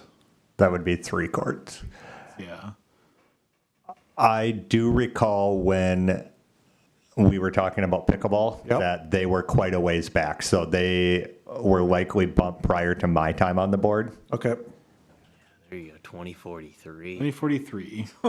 I can't speak to how that is, but I can tell you right now, they're bad. They're pretty bad. Should we, The court that's to the west is probably the best of them, but the two that are on the easterly side are almost not playable. I mean, you can, but there's cracks a good 3/4 of an inch and lifting that's, or separation and lifting lippage that's half inch. Yeah. That's pretty bad. I knew it was bad when we were discussing the pickleball option, and it would not last till where they were at. Okay. Okay. I was just asking the question, so. Hey, we need community input on a lot of this too. I mean, at Brainerd, if you're listening, we need the community and staff and everybody to come together. If there are amenities within the system that look like they're in severe disrepair, I mean, we can't be in every place at once. So we do definitely need people to tell us when things are in not great shape. So, and that's always subjective, but bringing it to our attention is really. And our staff is in these parks every single day, so. Well, hey, look, they got to mow the grass. But yeah, that's, this relies on, not just the community effort, but staff as well. We really, again, I mean, going back to the backstops, I mean, if they're in good repair, then, we need an active thought or at least a quarterly look at some of these upcoming agenda items, even 2 or 3 years out, and just saying, hey, what does this look like? Should we even be talking about it so Steph can present or have a conversation about upcoming budget items as we're presented it, and just saying, hey, we think this is good. You guys can strike it or move it back. Because those guys are and gals that spend all the time out there. So, but again, community, if you're listening. Kevin, I feel like the earliest we can pull this forward is 28. Yeah. Like, Again, I would try to pull, I remember it being in 26 and 27 because I'm at a lot of these north side meetings. And so that date was getting thrown around for quite some time. So I was just curious to see why it wasn't there. And I'm not saying that a mistake was made, but when I see that the 2043, that might be right for the north ones, but I'm wondering if they both just accidentally got lumped together. I bet that's probably what happened. Okay. Yeah, I think that's part of the reason why the pickleball conversation heated up, because it was due to be replaced soon originally. So those guys were like, maybe we can get some matching money, So,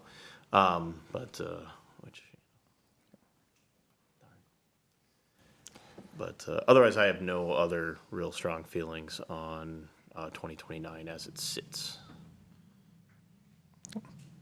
I think we do need to probably start looking at the Mills Field situation sooner rather than later, because the 2029 situation does make it so we have, a lot of front-loaded things, and if we make a decision one way or the other, we can make a decision on the future of all of this funding, and also reduce our ask to council, because 2% of all assets is a lot of that's a large portion of that is tied up in Mills Field upkeep as well. So, yeah, I wonder if we could ask staff to.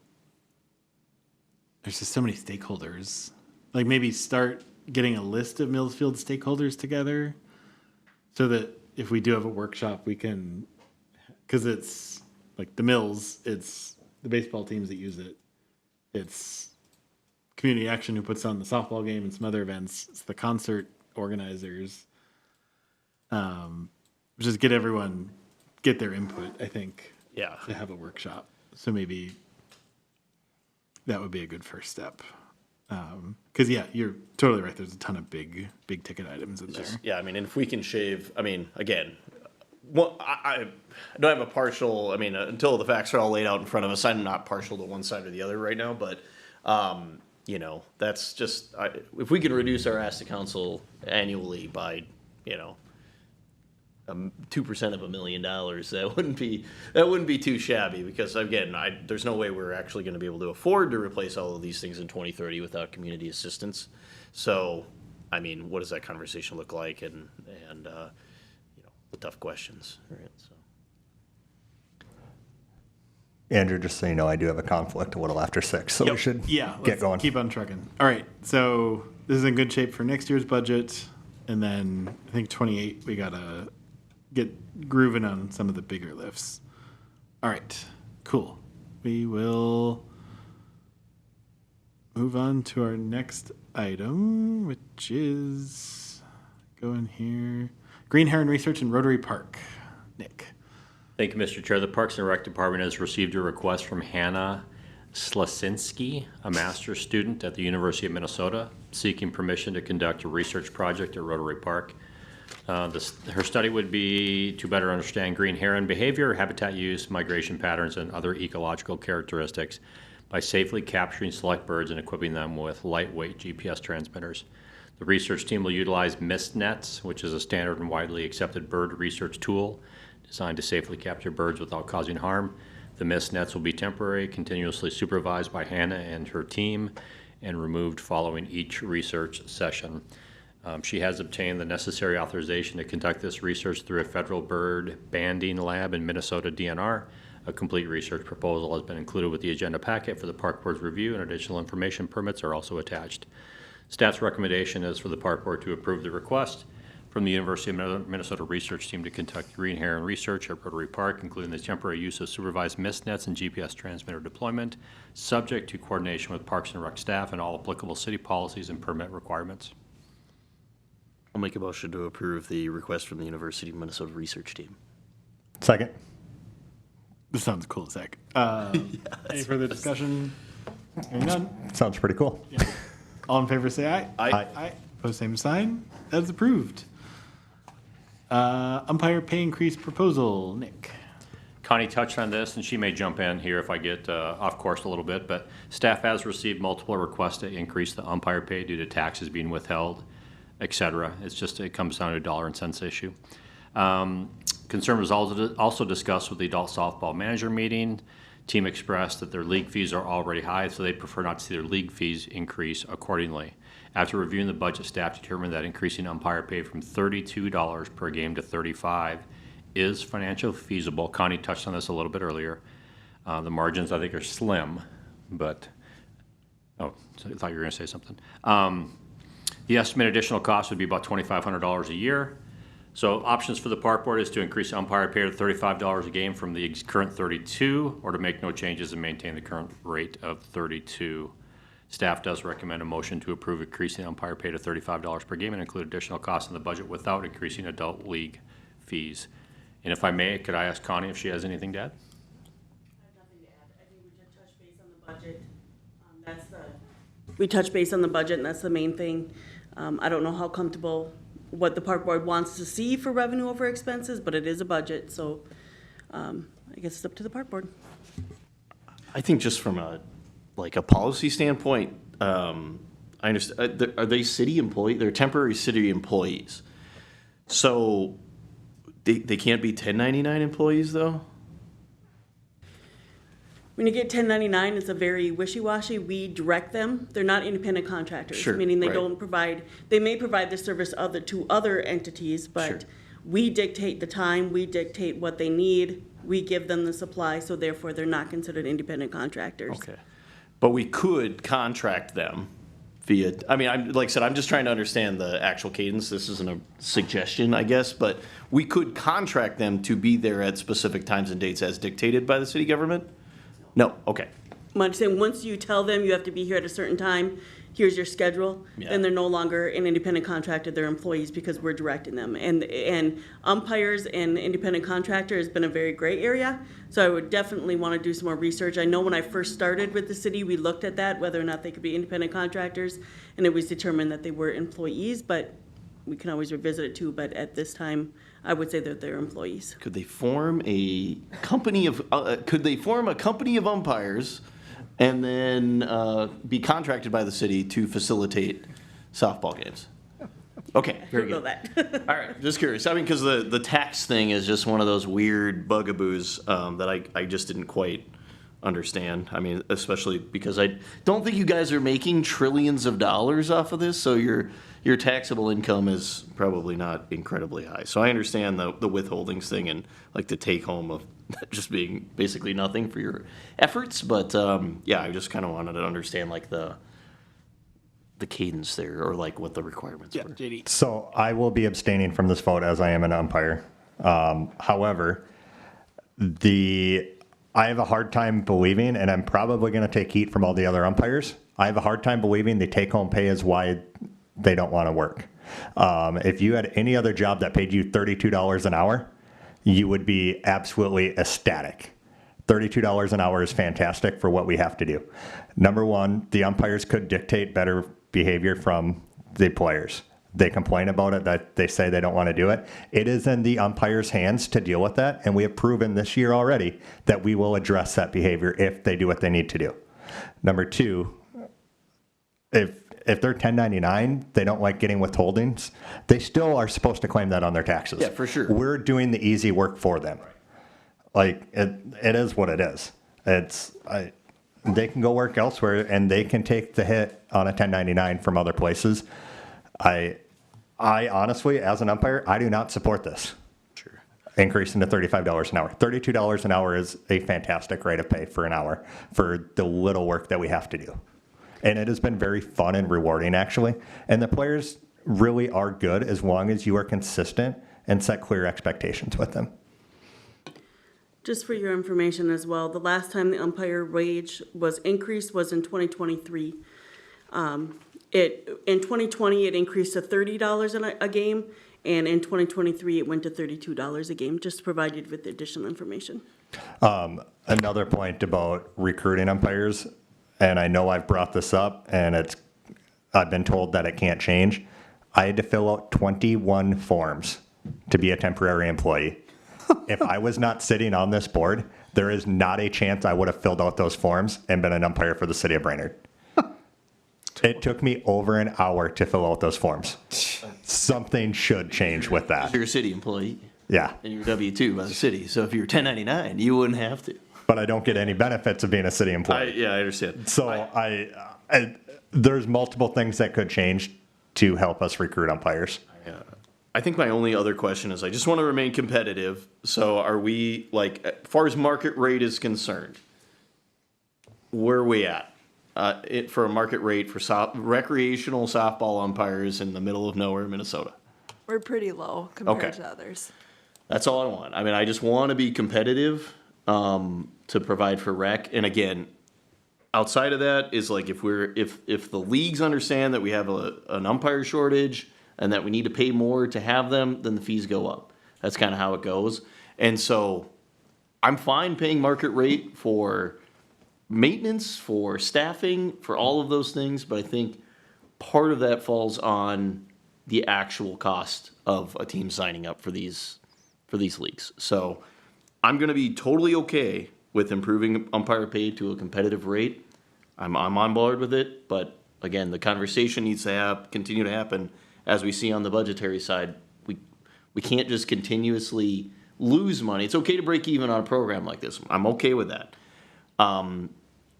With upkeep, right? But if we're going to continue to lose money, then the rates need to go up. So, I mean, that's the nature of the game, but I'm in favor of increasing umpire pay to remain competitive. And I'm not going to be mad to make more money. I'm just throwing that out there. I'm not going to. However, I don't think it has to happen. It is not going to solve our issue of getting more umpires. Real quick, where does Brainerd lay in the landscape of what we charge softball players? Low, high, average?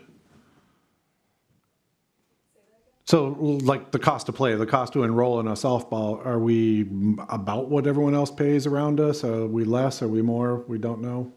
That I'm not sure. I would have Okay. to look that up. It's relevant. Yep. It's a relevant question, yeah. conversation. Yep. When we're talking about market rates, we'll need to look. I see that the two are connected. They are connected. Yes. Yeah. Facilitating the leagues is all part of one. So I think. I would want to table this until next meeting until we get that info. Yeah, I want to defer. Because it's a big a continued conversation, right? When we talk about weed and feed of the fields and upkeep and things like that, we basically set aside $25,000 a year to make sure that the softball fields that are utilized by the league are also completely well manicured. And then we want to improve umpire pay to make sure the programs ran well, right? Whatever it might be, we have to assess what we're charging.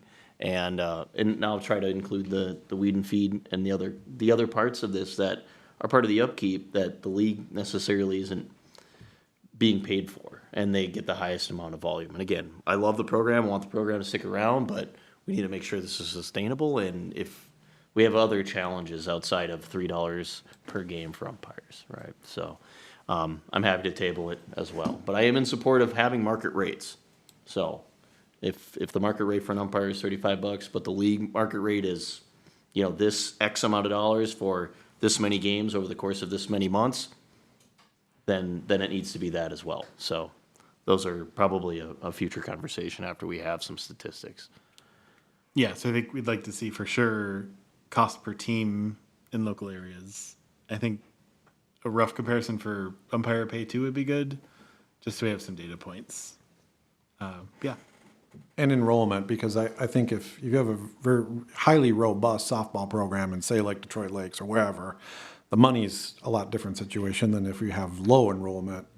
Then I think you start looking at, do you light these fields? Do you go to just daytime play? Those types of things to try to strike the balance. But more information, the better. And I feel, again, to the argument of the league specifically, I do feel like the league is on an upswing again compared to where we have previously been in years. So I'd like to continue that momentum and looking at, again, when we take into account enrollment, we do need to take into account that our league has suffered significantly in previous years. So now that it's back on the upswing, we gotta take a lot of that into. And one more thing I might add, being city employees, the city pays for our training and registering us as officials. If you are in an independent league like I am for basketball, I pay that myself. Sure. So I'm actually, in the grand scheme of things, coming out better by doing it this way than if we were independent contractors and having to pay all of that out of our own pocket. That's a good point. Yeah, interesting. Kayla, do you feel like you have good direction for next meeting? Yes. Cool, thank you. All right, moving on to item 9D, master plan review of Rotary Park. We all had a good idea that we'd review these master plans on a regular basis. One thing I did, Kevin, do you remember, did we have a master plan for Rotary? We did not, I do not believe, I sent all of the plans. We did not have every single park master planned. I believe Rotary, we just did not have one. Yeah, I can't speak to why we don't, but I don't know if we just never got to it, but. Yeah, I had never seen John Forrest's document. That's quite. Me neither, yep. Quite a thing. Yeah. I was, and some of the notes from Ferd are wild. Yeah. I'm just gonna lead off for the sake of time. My assessment is this park is in a good spot. I think we didn't make a master plan originally because Rotary has taken a strong lead. So I am comfortable with where that's at. I don't see any change necessarily needed. And I'm of the same mind. They've been a great steward of the park, and again, my belief is that our service groups and community leaders are the people that should be the driving factors for change and development inside of these types of amenities. So, and Rotary's done a great job. Perfect. I love what Rotary's done and what the Lions have done. We have a couple of great partners that have jumped on board. That is an excellent segue into item 9E, park partnership meetings and annual calendar review. Nick, do you want me to just run with this one, or do you want to?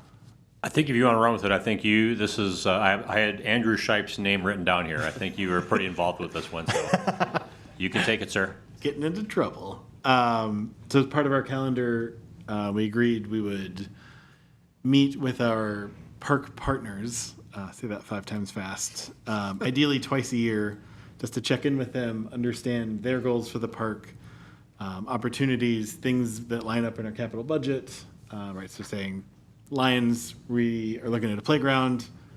I think had we had this 3 years ago, we would have probably shifted how we did the capital budget for that playground. I think it's working out great, but the idea is to capture some of those things. So what I'd be looking for today is 4 people who are interested in meeting with Lions, JCs, Rotary, and Kiwanis. Ideally twice a year. I think it could be once a year. I think Rotary and Lions are very busy. Kiwanis, I think we've had trouble getting in touch with, and same with JC's, so that could be a once a year. I feel like the Kiwanis Club may not be a club anymore in town.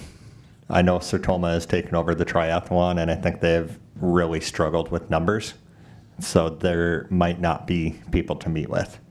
That would. And if someone is listening from the Kiwanis Club, please come forward. All right, so maybe we ask staff to see if there is a Kiwanis Club still. And then look for volunteers for Lions, JCs, and Rotary. I'm happy to be a part of these partnerships, but my time on board could come to an end beginning in January. So I'm happy to be part of the initial conversations and whatever segues that we might need if we want to speak this year to these clubs. I want to be a part of any conversation with the partners, ski loons, and all those types of things. But yeah, I just don't want to. I would like somebody else maybe take a stronger lead on the partnerships, just in case. I did have you kind of pegged for the Rotary because you are. Yeah, I absolutely love it. Yeah, and I'm happy to meet with the Rotary, and we spoke in the elevator. Yeah, happy to meet with Rotary for the time being, and as a representative of the board, and as things change, maybe being just a liaison of sorts. You could still be the Rotary guy. Happy to. They're excited. So Why don't we each send you ones we might prefer? Sounds great. And then we can also get Jeremy in on that as well. Yes, good point. Yeah. So let's maybe each of us send you who we would prefer, and then you divvy them out. Sounds good. And I don't know, I think for the sake of a lot of this, because LASA and the ski loons are a portion of this as well, so not just the service groups and that sort The of other thing. the other ones, like Kind of I have it community listed. ed already.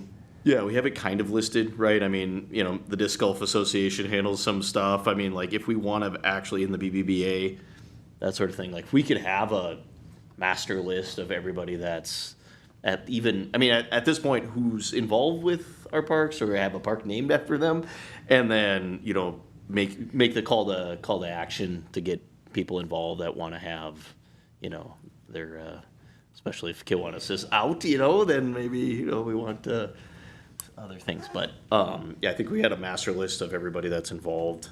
Even if, again, for Rosalini's, they're a partnership with the park, of the concession stand.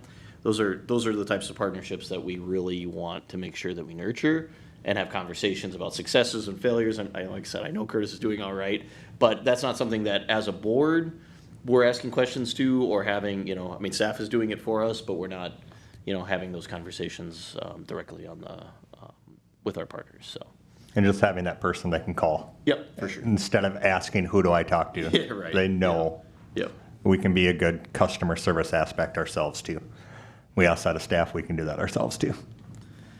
Okay, so then we'd be emailing You. say to Nick. To Andrew, to yeah. Nick, who will forward things, or to Zach, bless your heart, Yeah. who will forward things. I'm going to copy you on it. I will delete. No. So, okay, we'll be picking from the list: Lions, JCs, Rotary, Kiwanis, disc golf, baseball, soccer, YMCA, community ed, and ski loons, and LASA. No, I said soccer and baseball. Okay. Sounds good. Send me your preferences. Send Zach your preferences, and then he'll send them to me, and I will send some ideas out to Zach, who will then send them out individually. That's exciting. Sorry in advance. Okay. Yes. I think that's great. I think having that contact is better than asking them to present outside of YMCA and community ed, which I think is valuable because we're paying them money for services. Yeah, we could maybe potentially even amend the agenda to have those types of service group conversations or whatever, if there is something, or they can be part of our board member reports, that sort of deal. So, yeah, I think there's just a lot of the times it's not some grandiose thing, and if it is, it's probably an agenda item, so. Perfect. All right. I know you have to leave. Thank you for staying for 2+ hours, JD. We'll do staff reports, I think, rapidly because the newsletters.